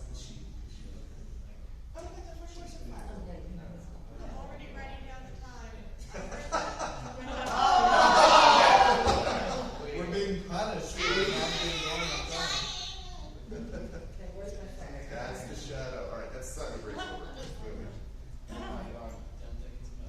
I was literally gonna joke to you. Twitch chat needs that- waiting. Don't worry, I'll provide the. Oh, never mind. I'll walk back. I was Okay, this is literally good. going to joke to you that everyone else on Earth is free and open to attend the open mic, except for some of who's obligated. Wait, when and where? 6 to 8, ballroom 4. Which is right Right next door, Yeah. the teeny tiny. my husband happens to be playing I mean, is it? magic. I get done at 3. He goes to Poetry. So, I mean, I typically don't stop people from reading any other speculative fiction, but poetry is the goal. I got you. So yeah, which is why I'm very glad that I got to do my workshop earlier today. So I know that at least 20 people have homes. Okay. But I'll check. Yeah. Because I'm done at 3. I'm supposed to try and go and meet up with John at Quincy Tower because I'll probably be editing some of this stuff. But then I'm like free for dinner and then go to your night. Yeah. Past 8 is a possibility. I'm trying to remember something else. They're in the right of symposium parties. That's what I was Right. It's starting at 8.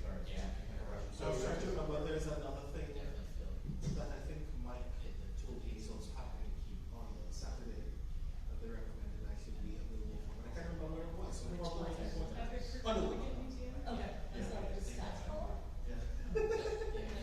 Is Mike Stackpole here? Yeah. Yeah, I saw him. He's What have I not seen? he's in the Catalyst booth All right, all yeah. the time, and then I know that he's signing and stuff. I know you're signing Catalyst too. Yep. Okay, yeah. So, Chaos Monkey is going to chase a shadow. Yes. Let's see how that goes. Also, I'm stealing your note.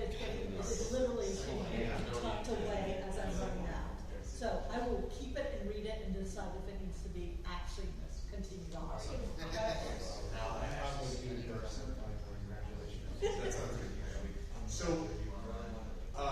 So quick note just to everyone as we get running again. Quick note to everyone as we get running again. So first of all, I just wanted to again thank Brandon for doing an amazing job, including designing this game. And it is an honor to have my world connected in a game sense with this. This so far has been of interest.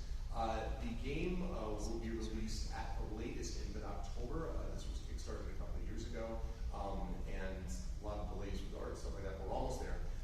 It will be coming out from Alligator Alley Entertainment, which also is doing the new Phantasy Star game, by the way. So PDFs of this are going to be going out probably early October. But I mention this because if you're interested, can I recommend you go by the Studio 2 booth in the exhibit hall tomorrow and or Sunday. You can pre-order it now, and if you pre-order it, you will get a special Kukuri pin, which is a weapon directly from the books, which you can get if you pre-order this tabletop role-playing game, which features Death of the Noble, the longer version. It features all of these classes, and it features the other amazing work from one Mr. Brandon O'Brien. So, and thank you all for being here and watching this. I hope everyone's enjoying it so far. All right, Brandon, I will shut up. I wasn't going to be that stern, but cool. Thank you so very much. I'm glad to have you all back for the second half of Death of a Noble. Not this one.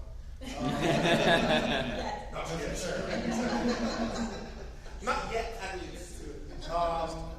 When last we left off, a shadow had shifted outside the window of the treasury of Axala, and someone was about to follow it.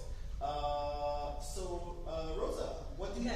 So Rosa gives a soft gasp and then takes off running out the door.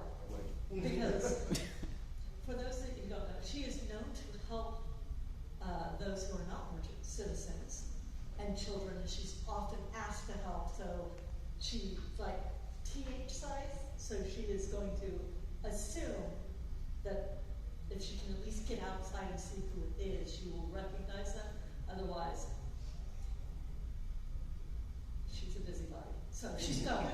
So I would, if I saw her book, and I would immediately be like, and I would run out the door, and just at running out the door, if I look at what she's running after, can I see a shadow of some kind looking down the street that she might be looking in the direction of, or at least see where she's headed? Same question.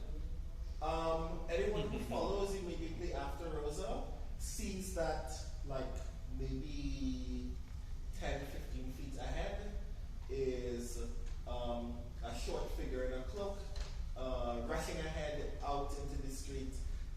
It is dawn has essentially just broken, like it's been clear sunlight for only a few minutes, but as a result you can very clearly see a figure in a reddish cloak run forward. So not a lot of people in the streets yet, right? Because nobles have now been huddled up in their houses waiting for some other members of the Crow's Eye service to come and assure them that they're not going to die.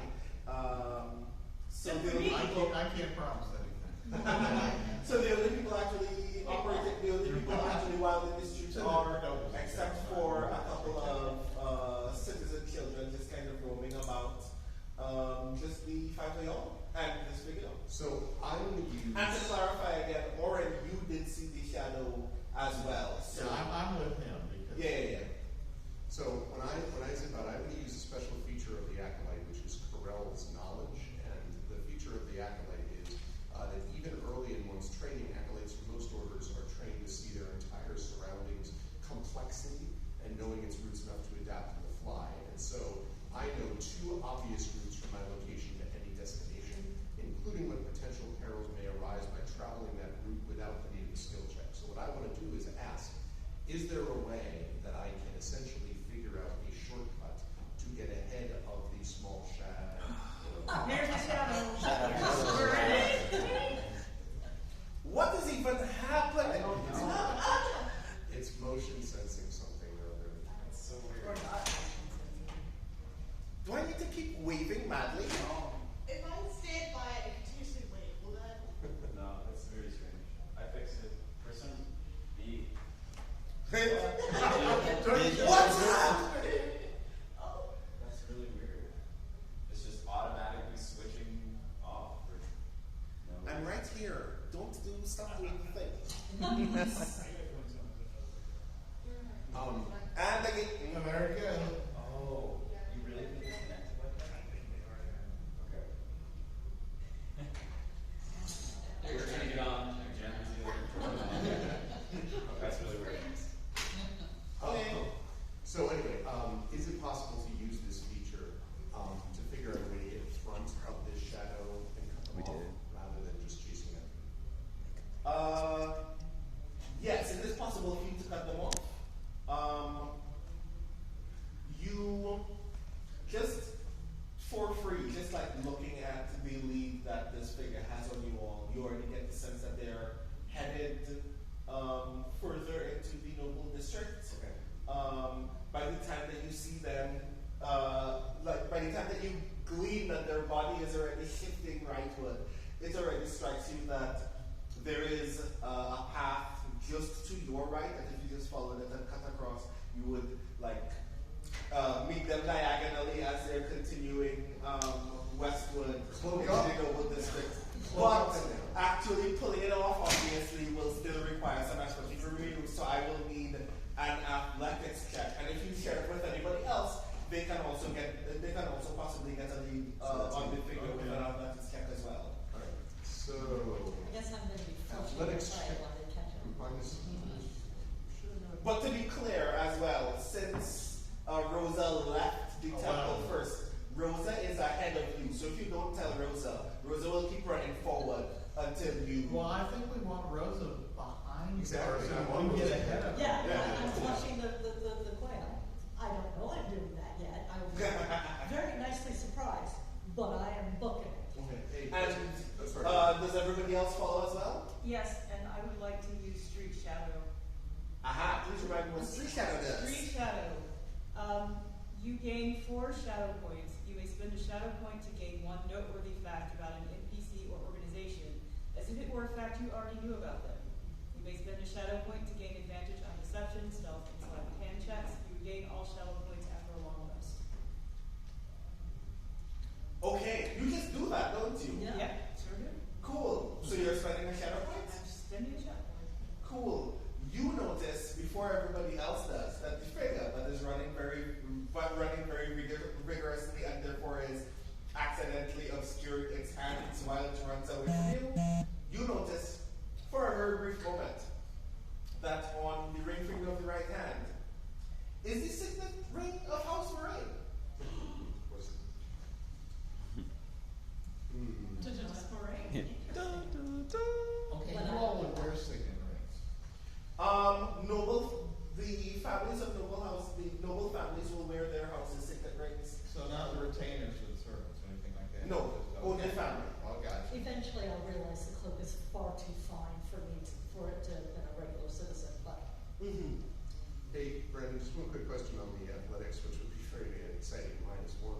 Since I know two obvious routes from my location, is there a second route that would allow me to use something other than a -1? For example, if I were to take to the roof using acrobatics, for example. Or Yeah, no, give me an acrobatics check instead. Yeah. I want to see the investigating up. that is okay. So I want it to be known that when Light actually gave me this die, it was not intended to be rolled below a 10. And so when I receive a 4, You can't guarantee that, right? That's not like that passion's fault. Yes, it is. 7 total. Oh God. Welcome to my new world.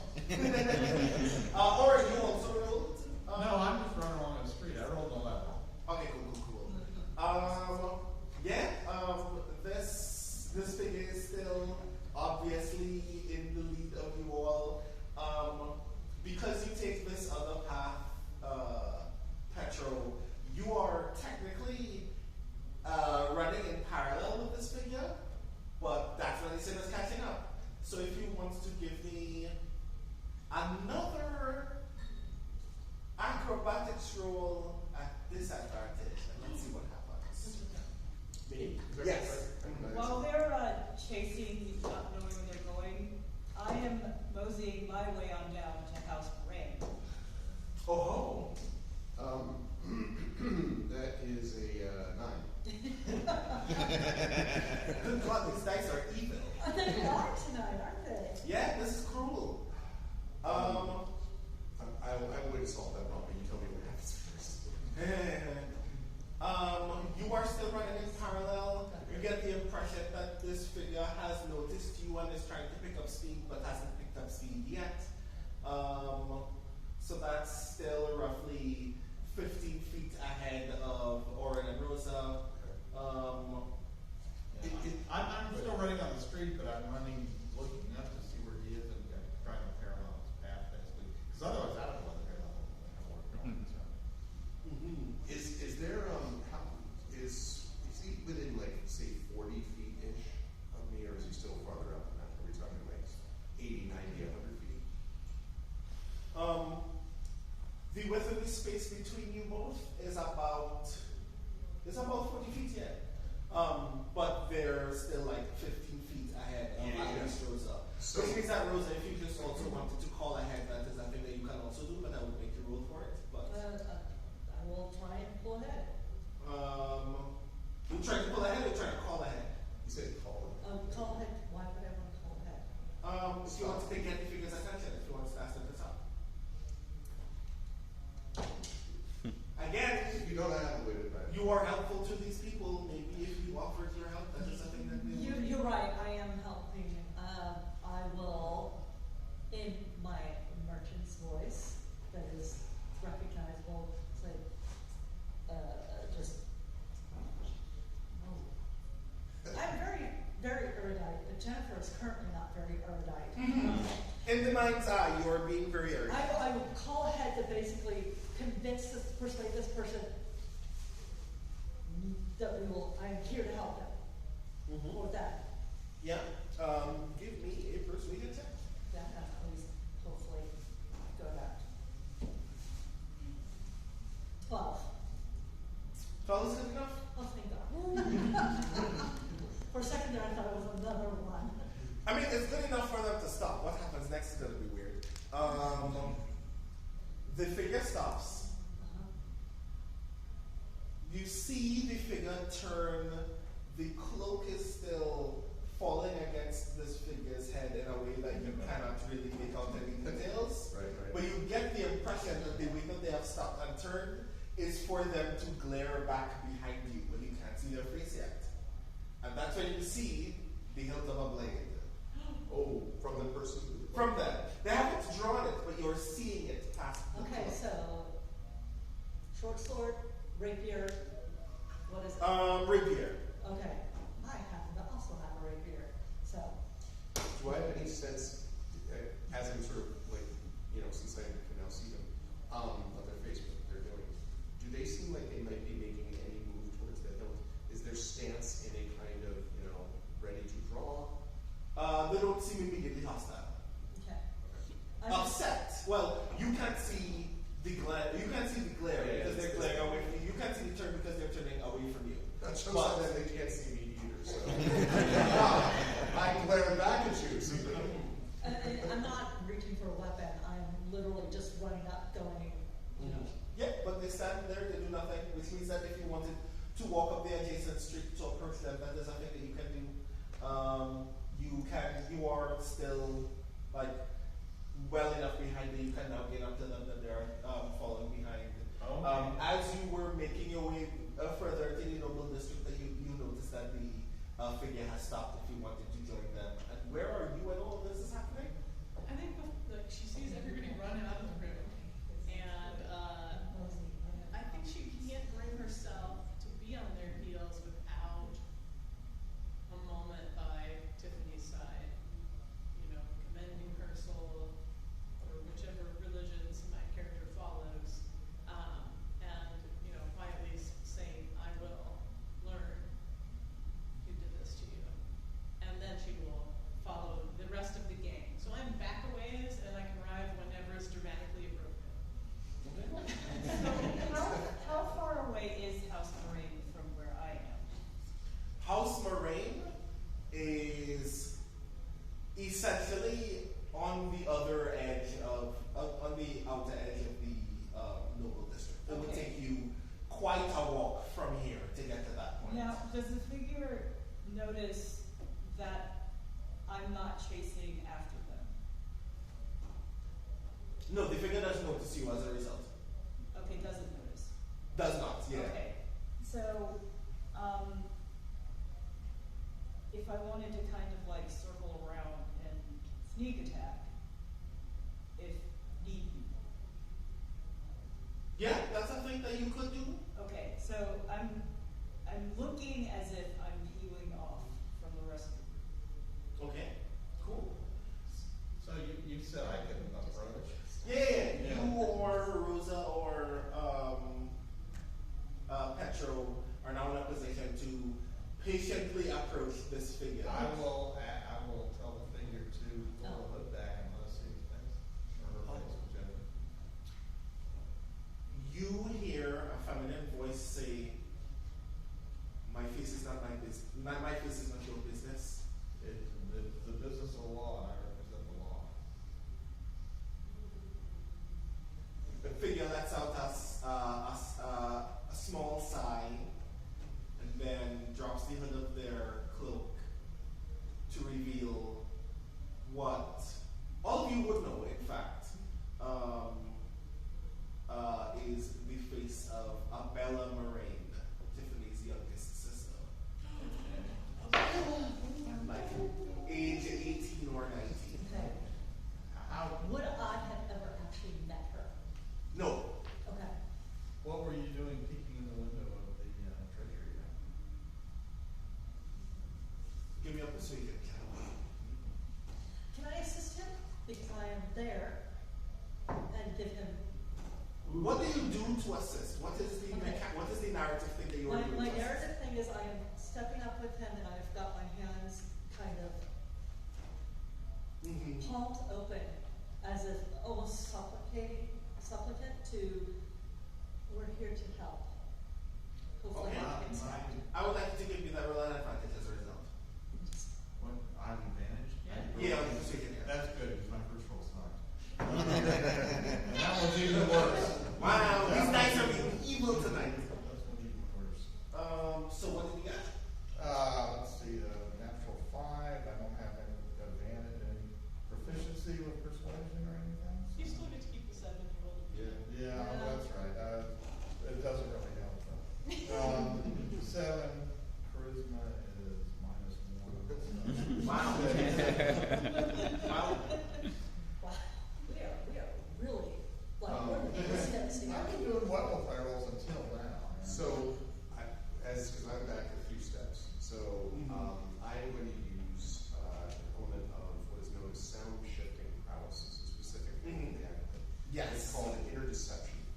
Now the question here, though, and it depends on what you think about this, is technically this is affected on an enemy. I'm not sure that this is defined as an enemy. Probably not, and this isn't exactly a combat situation, but it seems that there's still tension for mechanical purposes, Abella is still hostile to you. Okay. So this still counts. I kind of get the impression. Please tell us what inner deception does. As an action, you may utter any statement, which in this case will be, quote, I should listen to him, and make a charisma check to direct that effect to a single enemy that I can see within 40 feet. That creature must succeed on a wisdom saving throw, or will believe that the statement came from their own mind as if briefly charmed. If they succeed, they will be suspicious that someone is nearby, but will not immediately investigate. They can't get more hostile, and if they do, I'm prepared. All right. So that's what I'd like to do. Yes. All right. And right in passion. From me to you, Australia. Okay. We got this. We got this. Well, they keep getting slightly better. That's not really enough. 11. 11? Well, we'll see. And Maybe that's it's against what again? Well, it's not. It says a DC 15 charisma check. It's not enough. All right, yeah. The figure still gives pause. Abella hasn't moved or said anything since she's taken out her cloak. She's still glaring backward at you all. I'm gonna say your sister has been murdered. You were found. We just found you at the spying on us at the scene of the crime. You fled when we noticed you. It's if you didn't kill her, it's to your advantage to come clean and tell us what you know. She still doesn't say anything. Her back is still turned to you when all she does is reveal the palms of her hands back to you to show you that her hands and her forearms are not covered in blood. Obviously, she didn't do it. She must have been protecting her sister or looking in on it, I say, loud enough for her to hear. In a persuasive, good cop, bad cop way. Then what did you say? You give me a persuasion check. Let's see. And also you can give it to me at advantage, because these dice are being absolutely cruel. Oh, that's not bad. It's not terrible. Oh, 17. Okay, yes. Persuasion. Oh, 22. Nice, cool. Finally. What were you saying again? I said, obviously she didn't do anything. She must have been guarding her sister's back or trying to make sure that she's okay. Like what? Like she cuts you off to say, "Of course I didn't kill my sister.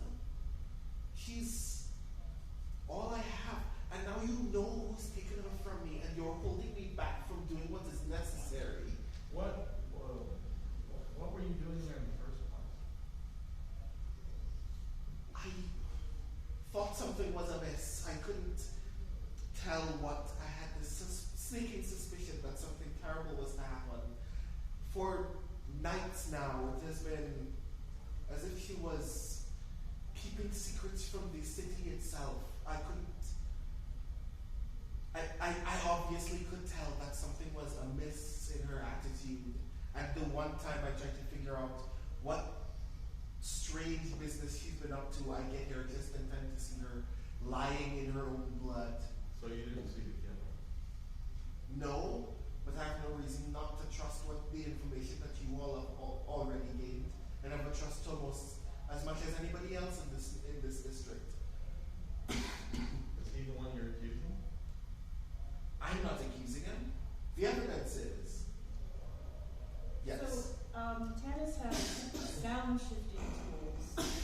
What exactly are those, and can she use them to kind of?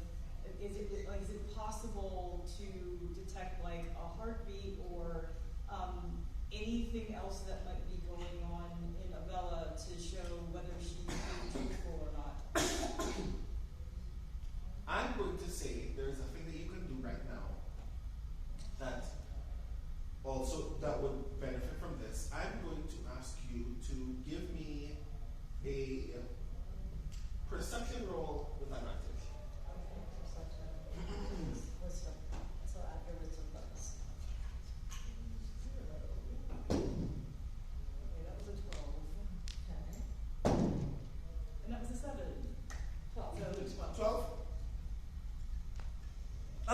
good enough. Very faintly, you notice that you can hear Abella's heartbeat. This is not because you have any sound shifting tools on you, but this is because you have proficiency in sound shifting tools. You have accidentally later discovered that you are hearing things that other people typically don't hear, simply because the street is otherwise quiet. And the thing that you notice is she is obviously very agitated, and it gives you the impression as a result that she genuinely believes everything that she said, and she's actually very, very upset. Thomas had a murderer typically needs method, opportunity, and motive. We have, I think, the method and the opportunity. You know, he has those. What would be the motive? That part I can only guess at. I know that the Evans family has been working very strongly in the stone trade for some time. I know that my sister has been keeping secrets about some manner of business. I can only assume it's related to our house's work, and I know that she's dead. Houses have murdered for less competitive reasons than this, and I know that Thomas has every reason to try to gain more ground in his family for all kinds of reasons. Whatever else I can't possibly glean, but I can only attest to the evidence that I've seen and the things that I know about Thomas in my heart. So either you are letting me question him myself, or you are questioning him in front of me, but I am not having this conversation any longer, and she is making the run again. Lady Abella, when did you arrive at the scene of your sister's murder? And did anyone get there before we did? I came just before you. All I know is the information that you have gleaned. If you hadn't asked, I would ask the deacon myself. I didn't see who did this, but I can only imagine it was in fact Thomas. Well, she said she's taking off running. She's running at me because I'm in front of her. All right, you are. Yeah, then she is attempting to run. Well, she says that, pauses for a bit, and then she's attempting to run past you, yeah. Okay, well, I need to just go past me. I'm going to try to intercept and sweep the leg of it. Sweep the leg. Give me an athletics check. Plebeians accosting a note.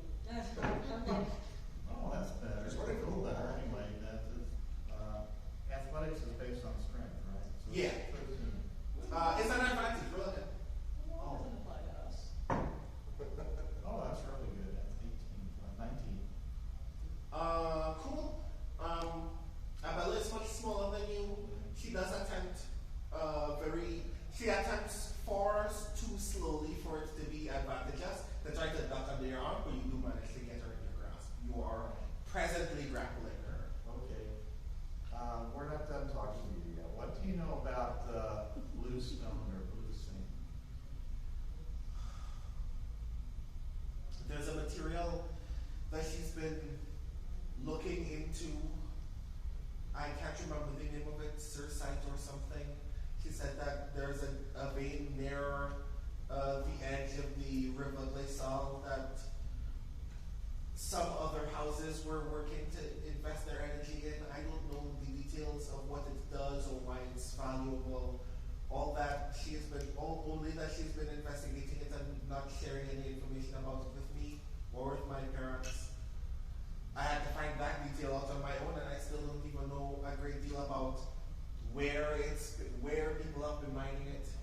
Yeah, we think she had a piece of it that was taken from her. Did you ever see that piece? No. Yeah. Officer, if I may, make a proposal, please. My lady here does have a good point, and there is a suspect that we could possibly have a discussion with, and she is probably going to the cotillion that he will be at, and we could be part of her retinue. If I may suggest this. Do we have to be part of her retinue? Well, officer, you can go any which way you want. However, I suggest myself, and I'm looking back to see if Lady, what is your name again? Lady Sarah.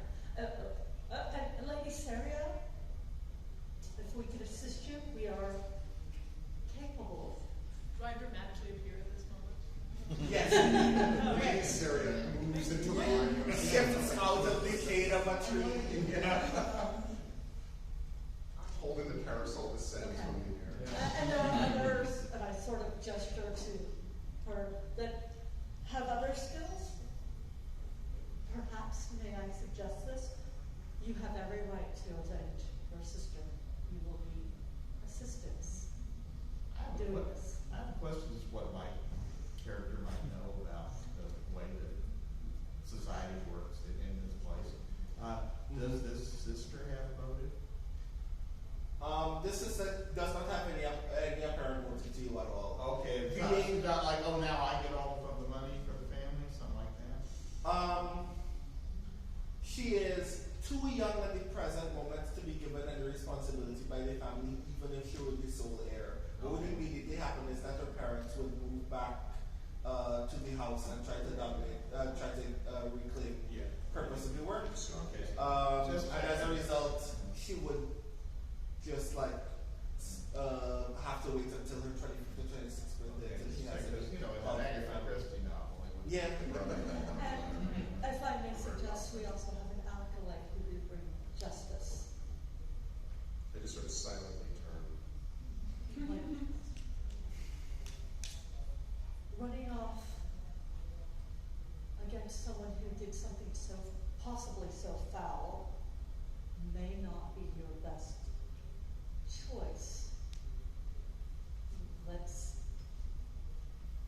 figure this out, make sure they're the culprit, and then bring him to justice. You will be the foil to bring us into that ability. Fair enough. I will If you- cautiously let her go. like she says that, and she's like trying to go out of your arms, and you let her go. You were like literally lifting her half a foot off the ground. But we're not moving to the cotillion. That doesn't start until this evening. I want to catch him in my sister's blood. He has to be at his house at this moment. We're moving to the Evans Manor at this present moment. Sounds fine. You are following me, or you are leading me. Either way, I'm going through that door, and I'm questioning him at the corner of my blade. I'll go with her, but I suggest that the blade not be drawn immediately. Abella, my umbrella is yours. And we swiftly cut to the outer gate of Evans Manor. It seems that the gate has been very hurriedly pushed open. It is still presently open for you. A guard is standing at the gate. He seems briefly perturbed by something and then sees you all and goes, what business do you all have here? Out of the road, Peck. He puts his hand on his plate. And I'll step forward and say, in the name of, so stand aside in the name of the law, we have business with Tomas. Use my new ability to get through and... Aha!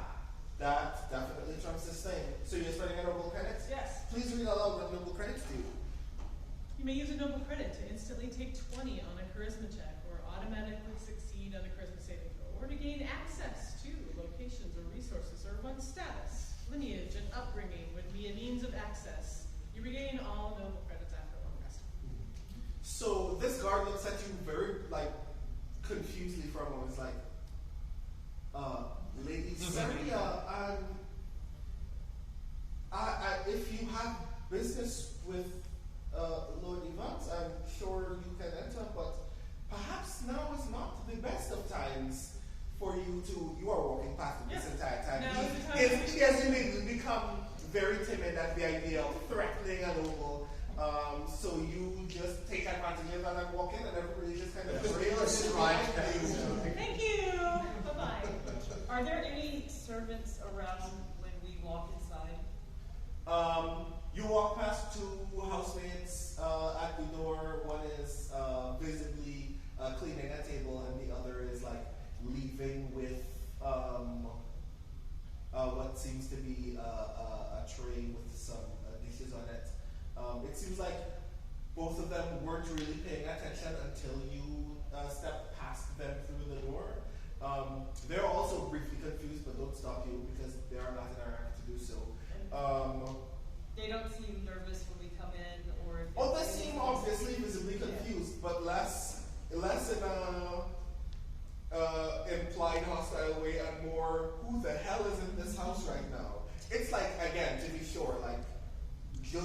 just before 6 in the morning. Brandon, I'm sorry to interrupt. Is there anything that I can note just as we're walking along the ground that looks like loose sand, bluish sand? Or blood. Blood. Blood stains on a hand. Anyone would like to look for that? Please give me an investigation check. I'm gonna spend a point to get advantage. Okay. 13 plus, what is it? 5 is 18, that's one, and 18 plus 5 is 23. 13. 15. Okay. And the only reason I mentioned blood is when I found my husband in a pool of blood, he's fine. I literally got it all over myself and things. Literally, it was 2 years ago, he fainted, he broke his nose. I thought he was dead. I ended up covered in blood. So I have some visceral things of like, if you get your hands in blood, it like literally gets all over you. Yeah. So 13 you said? Oh, you were 13, what? 15. Right. I'm like 23. Yes, I remember the 23. I remember the 23 because you're going to see a lot just now. The both of you notice a trail of blood from the door leading through the hallway. Yeah, like it starts as very long smears and just gets shorter and shorter. You get the impression that maybe he's in the business of wiping something at this moment.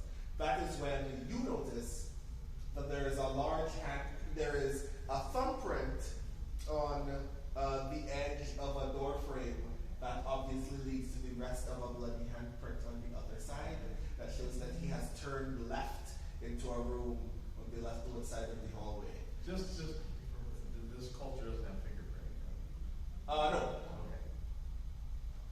Okay. So you turn into the room. In this room is like a waiting chamber. There is a washroom to one side, and what seems to be a bedroom to the other side. You can hear mumbling from the bedroom. Kind of like perception check, trying to see make out what's being mumbled. Yeah, if you want. What is the 18-year-old doing? 21. Jesus, 21. Investigator. Or no, it's not that great. It's Yeah, let's see, plus 6, it's 21. Okay, 21. Kicking it. So Abella is standing behind Lady Saria, obviously still very perturbed. You and Lady Saria can tell that she wants very badly to draw her blade and do something very stupid, but is resisting to do so because you have. But you can't tell actually whether it's because you asked her very kindly to be patient or because she's in the presence of a cop. Okay. My thought is making sure she's not going to go charging in. Mm-hmm. So, okay. But as you enter the room, Orin, you can hear very clearly. Very low muttering, but you can make out very clearly just because of the shape of the room as you enter the arch of the hallway.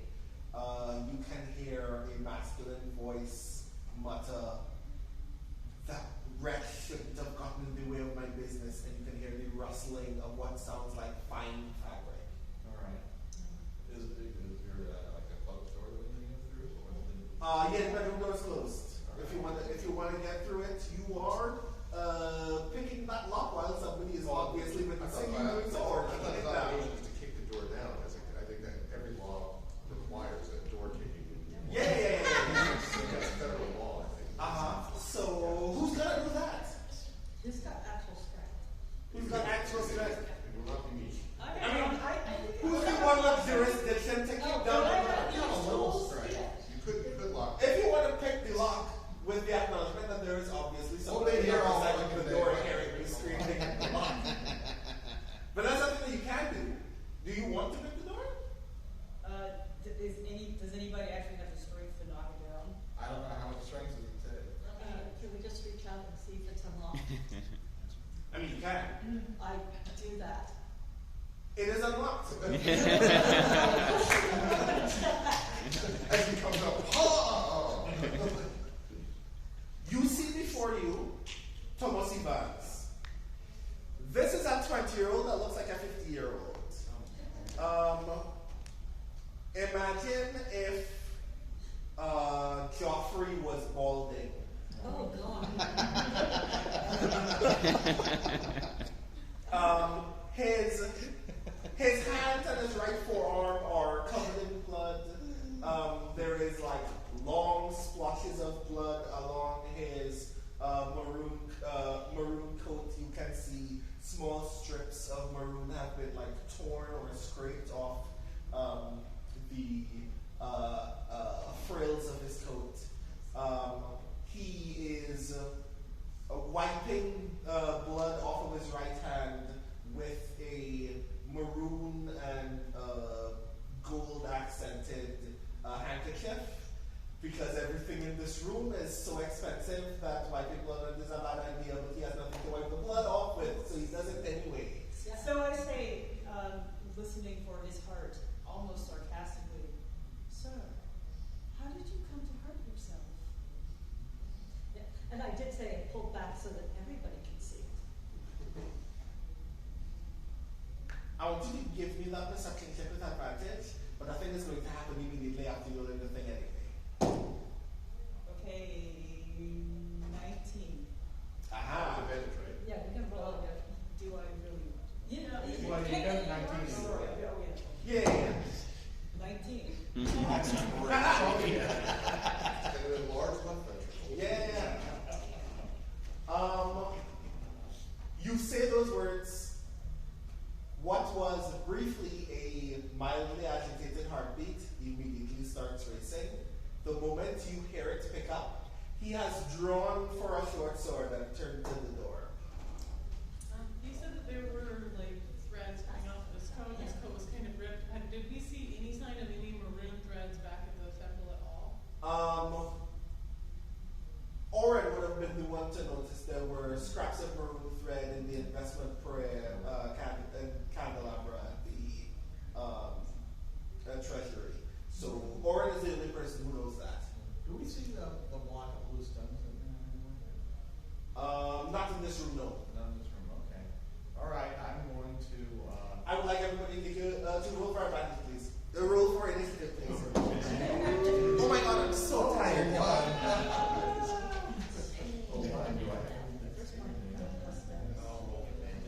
Roll for advantage. Roll for initiative. I'm sorry. It's 9:30, y'all. Okay.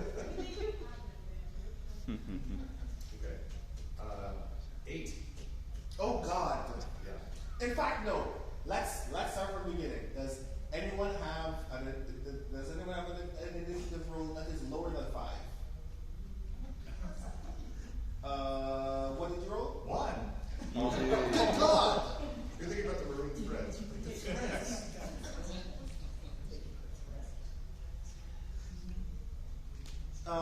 Lower than 10. 5. Oh God. 8.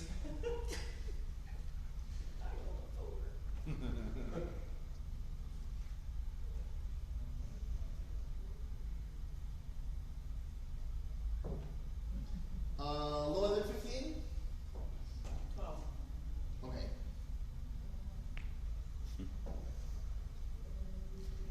And that means what did Rosa get? 19. Apparently I am going to protect the lady, Morano and Cerial's honor, and be apparently the busybody that I am.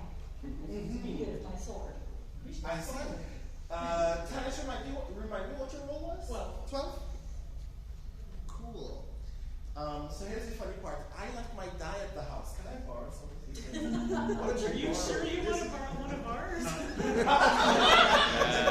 At this point, this would be ideal. This is our best chance, I know. You want me to roll a 0 right now? Come on, 20, because you know it's coming. It's a 2. That's brilliant. Hey, That's you grand. That was a tie, wasn't it? You rolled a 2. Okay. Didn't somebody else roll a 2? These are my bifocals, guy. I got them in the dealer's room.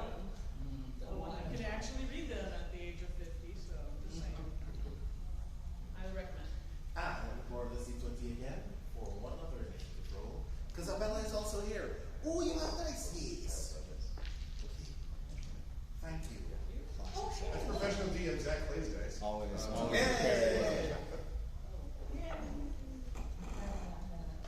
I'm glad I used your die for this. Abella gets a 15. Really? Big day. It's alright. Cool. So, Yeah, it is. this is a wild setup, in fact. Now that I'm thinking about it. The door kicks open. Candace asks that very telling question. And then Thomas turns to the door with blood in his eyes and rage in his hand. And Rosa immediately is in the first opportunity to act. So what is the first thing that you do? Since I'm probably aware that the young Lady Moreno is about to do something stupid, rapier out, moving into the doorway, intimidation check, because he uses charisma or persuasion, and basically tell him, you have one chance to stand down. Yeah. And I'm going to use my persuasion, my intimidation check. You have one chance to stand down, because I will also have my sword out. Okay, give me an intimidation. Let's see how this works. This is wild. I think I'm channeling Savoy.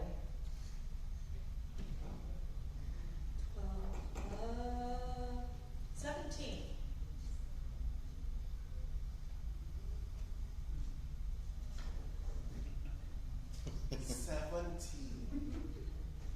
Jesus Christ. He gives pause. Blade is still in his hand. You can tell that he's become just a little bit nervous. But he hasn't dropped it or said anything. Okay. And I am basically trying to keep Lady Morena from. Okay. That's why I'm in the doorway.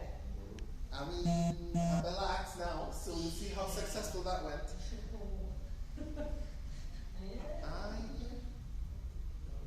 So Abella opens by trying to sneak past you. Well, trying to slip past you in the hall. All right. There's no sneaking. I'm very aware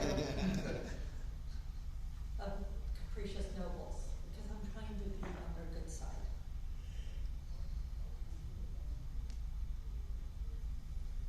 And she fails.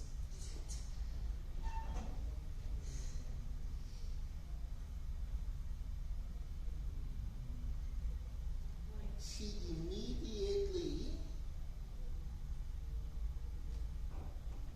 immediately becomes enraged. Oh no. This is a thing that will become noteworthy at a later point. Thomas, it is now your turn. Okay, I'm going to try to shoot the rapier out of his hand with my short bow, especially since he's pausing. Okay. That is All right. a mean face if I've ever seen You do it. Yeah, no, please do it. Oh my God. You got this. 11. Okay, so what's your attack? So 15? 14. I'm sorry, 13. 13. Nope, you miss. Are you taking any other actions? No movement? I mean, we can't, well, you can try to, I imagine If anyone Thomas, except for the two nobles tries to come through me, I will not, they can go through me to get through. but not Abella or Lady Saria either. It depends on, Lady Sarah I allow. Okay. Now, how close is he to the door? How close is he to us? He's 10 feet from the door. So not striking distance, he would have to move, but at the present moment he is essentially close enough that if he were to take 5 steps Sorry, forward. let me amend that. I've seen her fight. Can she fight? Yeah. Okay, then no, I would allow her to go through. Because I'm not killing a noble's fine. And am I blocking anyone else's path? Do you enter? Do you come into the room? I have not entered the room. Until you do or step back, you are blocking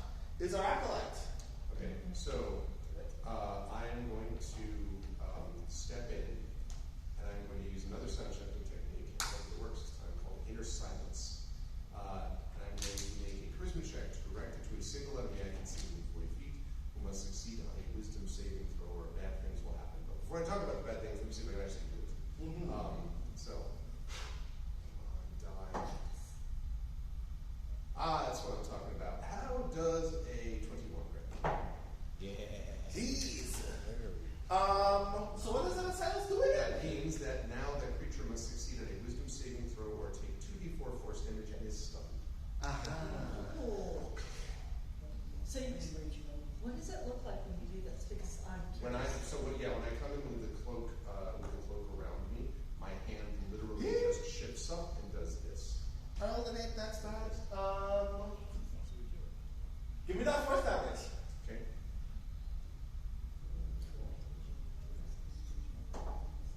That is 3 points force damage. Okay. Right hand of the law. He has this look on his face as if he's been struck from some magical force right next to his head, and then starts holding his temples as if he's like hearing or feeling, as if he has like a terrible, like more than a terrible headache has just suddenly struck him in his head. He is holding both of his temples, but his blade is still in his hand.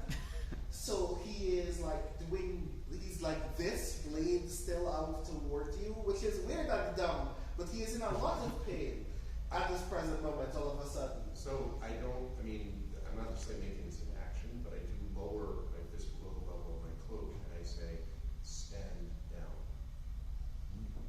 Oh, you don't say one liner, you've been hammered. I didn't say that. Oh, okay.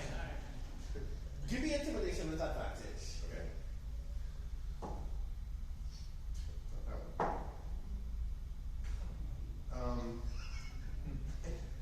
Is this a single digit? 5. Or if that critical fail, which would be Still holding his temples in this like absolute disorient, he shouts at the door, "Leave me alone!" Next is Orla. Aha! Yeah, that's you. Please. All right, I'm going to use Graceful Striker. Mm-hmm. I'm going to very gracefully disarm him with my parasol. Please remind me exactly what Graceful Striker does. I can make 2 melee attacks when I take the attack action. Okay, cool. So you are making an attack. Yep, here Give comes me the an attack umbrella. roll. Do I still have +2 to umbrella, even though the long sword is wrapped in an umbrella? Do I get my long sword? Yeah, I'll still give it to you. Well, that's an 8 for the first move. Yeah, that's not fun. That didn't do the thing, but you have another move. Yeah. 14. stun. So he's done what she's trying to do. Right, yeah, this is true. So what are you trying to do? You're trying to disarm him? Yes. So this is hilarious considering that I just told you that he's holding his sword next to his head, which means that by disarming him, you poke him in the eye with your parasol. And then I open it. Yeah, he falls backward against the wardrobe behind him, falls to the floor on his back. Still obviously very enraged. The blade falls from his hand, but he is now like scraping wildly ahead of you. It is now his turn.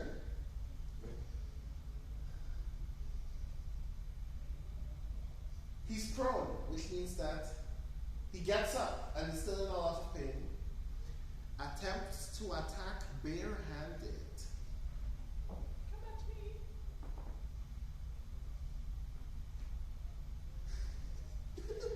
And does not do very well. All of the dice in this room are cursed.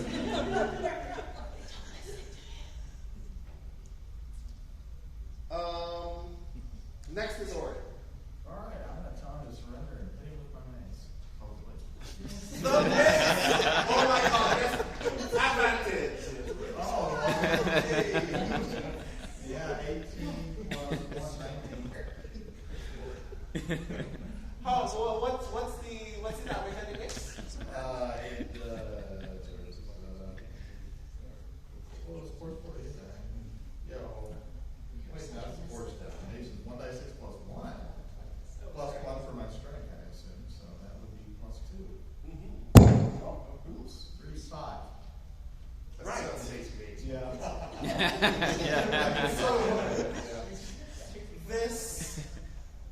So this man, struggling from a psychic headache, poked in the eye guy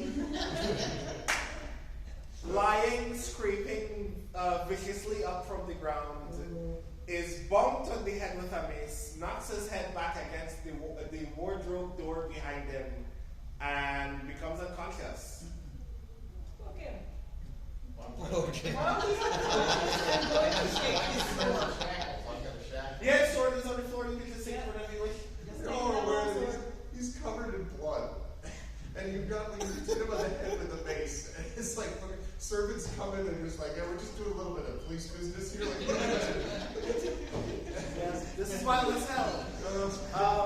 I assure you, the longer adventure that this is made from has Thomas Evans doing cooler shit than just lying on the ground.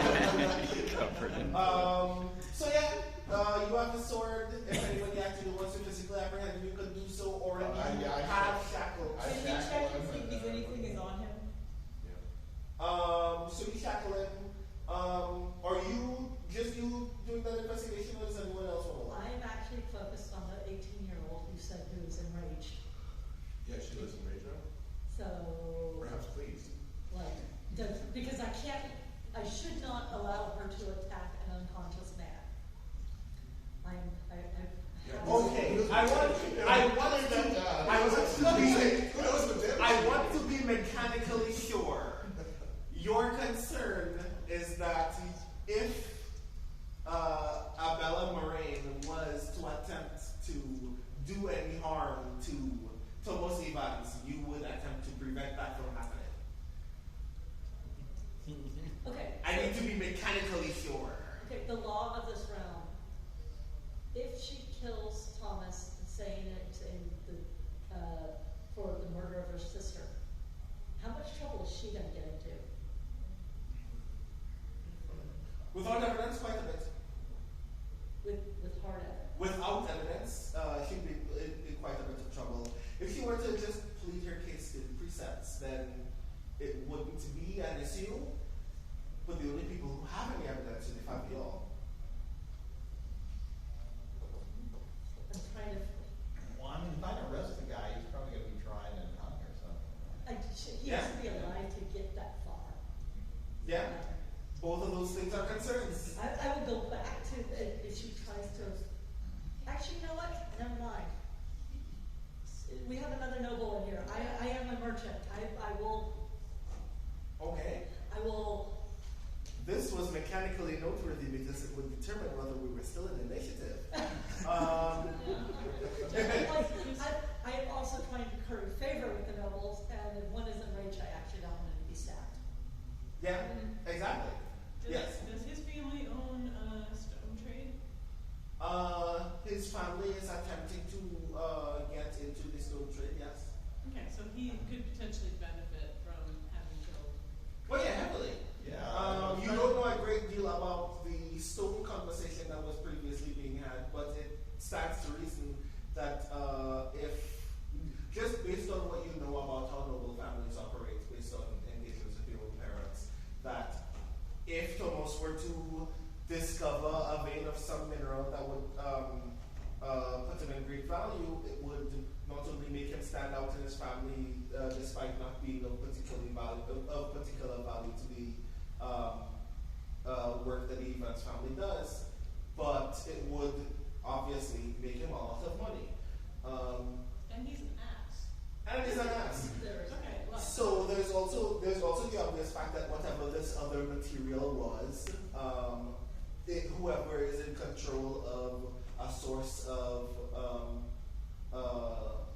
a mineral unique to the area, they would obviously be able to trade it for quite a rarer sum than any of the other quarries that are already in the area. So whatever this blue material is, if it is in fact unique, would particularly stand out. You still haven't found this stone yet. Yeah, I think we should look around and see if we can find it. It's one more. Is for one thing, it's this lady. What's her name? Abella Moraine. Well, it's her property. Apparently has some value, and it would be one more piece of evidence against this clown. So, Yeah. Can we check and see if there's anything else on his person that would be evidence? Not just about the murder, but, you know. Yeah, cool. Everybody give me investigation check. All right, I'm going to spend another deductive point to make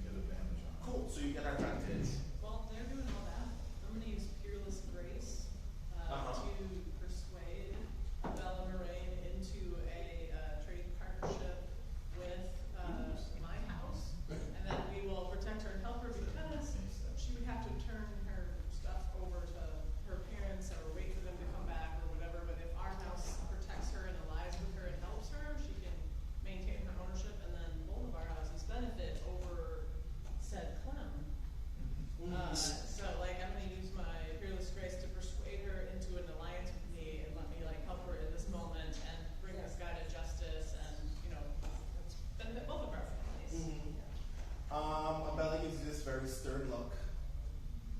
And then she says, I can only hope that this will be beneficial in the long run, so long as you can ensure that this man faces the justice that he deserves. If he spends a day more in prison than he deserves to spend in a noose, I will kill him myself. He cannot stand against two families allied against him, no matter what his connections are. Not with two of us.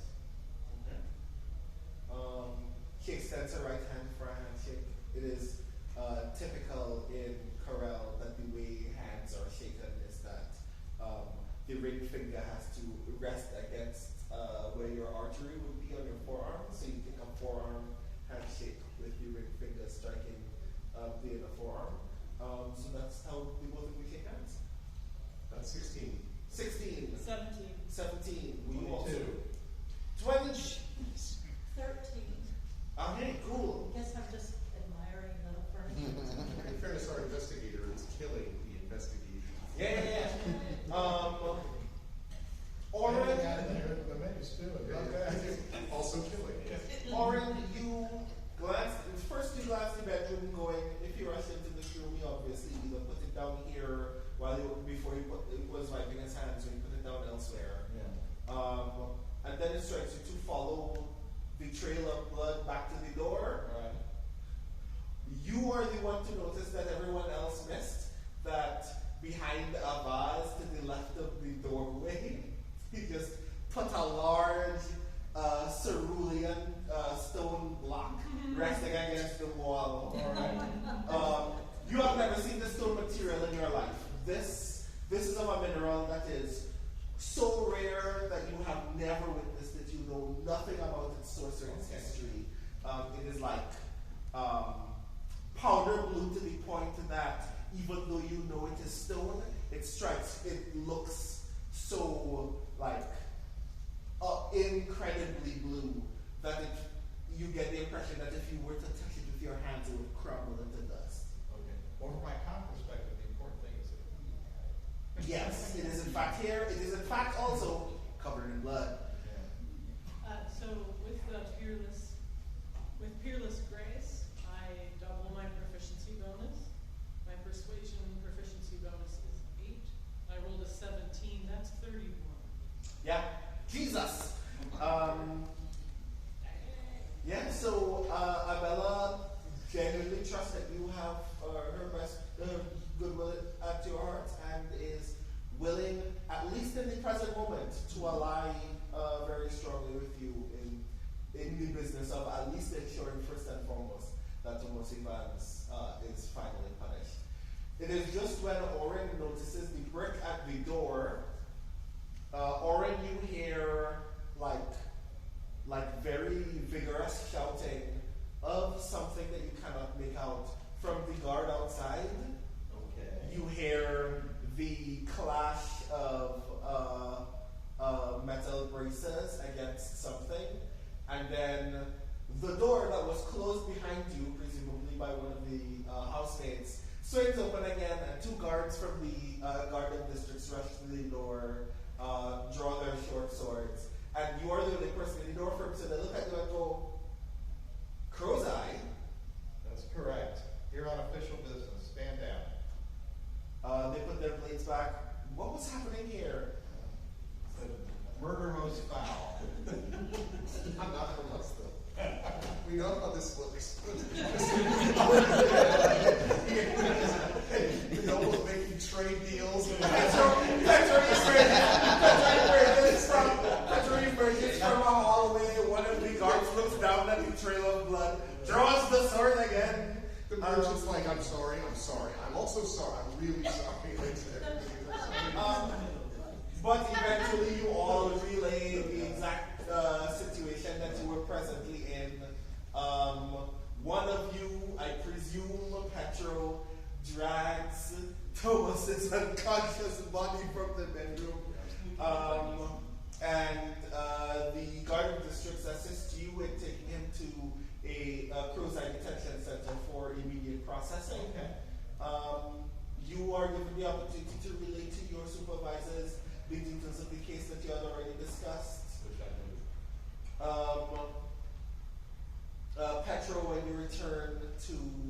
the Church of Argoth, your deacon gives you a debrief, at which point you share all the information that you've gleaned.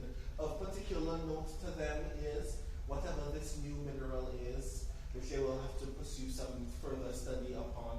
But it seems the thing that impresses your deacon first and foremost is that this wasn't the business of a rogue member of your order, and that whatever business has occurred doesn't potentially risk your goings on at this moment in time. My lady, I have an idea for your parasol. Might I suggest something for you and perhaps Lady Morena that will suit all of your styles in subtlety and fashion?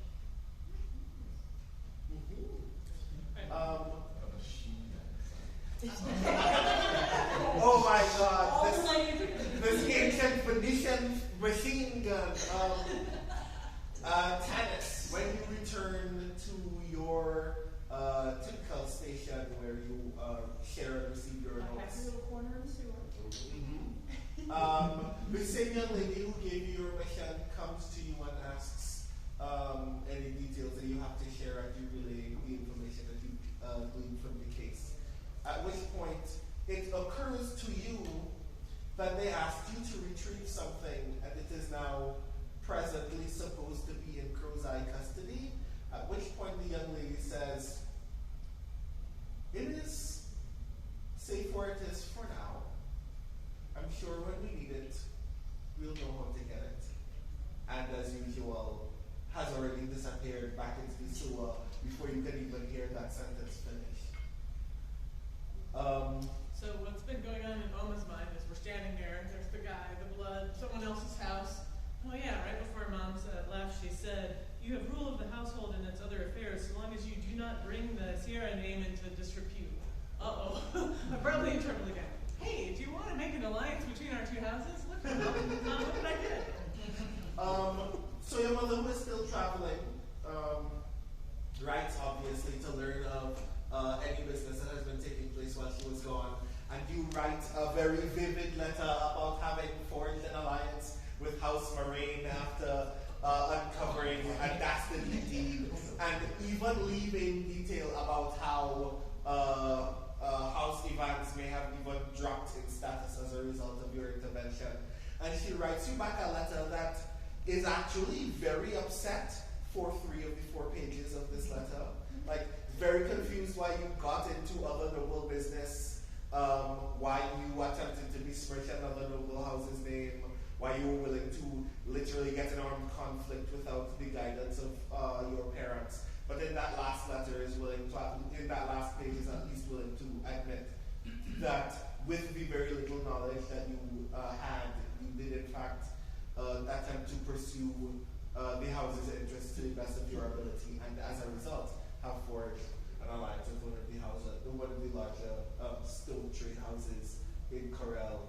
And while she is now on her way back hurriedly to take back control of the house's affairs, she is at least glad that you are not dead. Yay! I do make sure my will is in order though, so if she comes back and finds out about the parasol and the sword, and the screaming continues, I'm ready for my worldly goods to be passed on. Oh no, I said subtle. I can make it so that we can have a very nice partnership, and my wealth and my business will grow, and your needs will be met, while your parents, what they don't know won't hurt them. I like how you think. And Rosa, several days later, you get like a very patient visit from Abella to your store. She is much calmer now, still very agitated by the situation, but obviously a great deal more trusting of you. She comes specifically to apologize, to say that she's grateful that you attempted to assist her in her time of greatest and most frustrating need. She, without asking overtly, she leaves her rapier on the counter of your store, and you engaging with other nobles who are typically more rudely just kind of stopping into your store and going, hey, fix this, you can very gracefully glean that she is entrusting some upgrades to her rapier to you.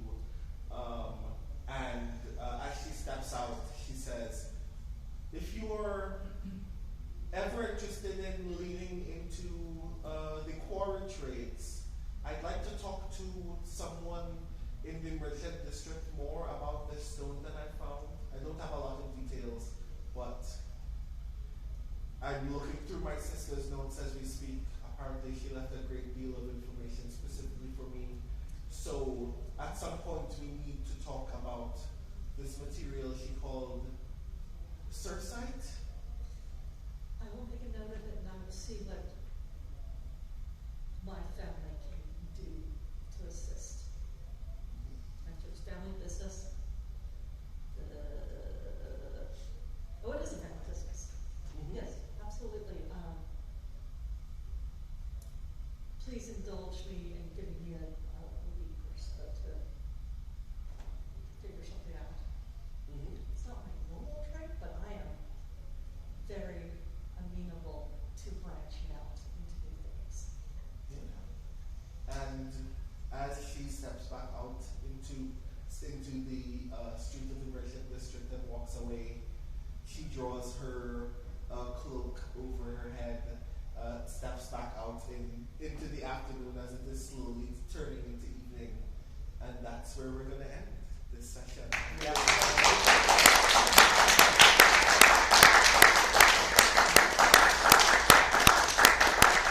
Thank you so very much for being here. I assure you, if we were playing the entire 3-session campaign, Thomas would have put up more of a fight. But I'm kind of glad that he was a wuss this time. I'm very glad that you all came to watch this game. I'm very glad that I got to GM for all these lovely people over here. So everybody give a round of applause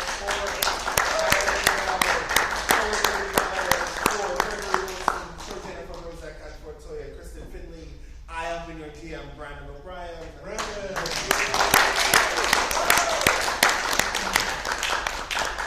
If you enjoyed what you saw and heard tonight, please look out for the Grayshade RPG when it comes out.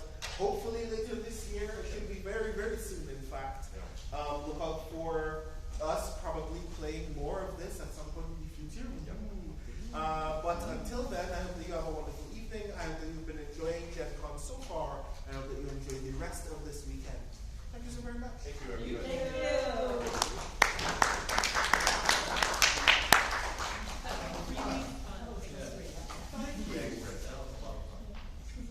I was fully expecting a real fight, and then the dice manifested into even Thomas being absolutely useless and Well, our dice pretty much were. Well, I didn't get hit with my mace. Yeah, the mace was fun. Yeah. There was a swing of a weapon. So, a lot of things did not happen in this one shot that happened in the adventure.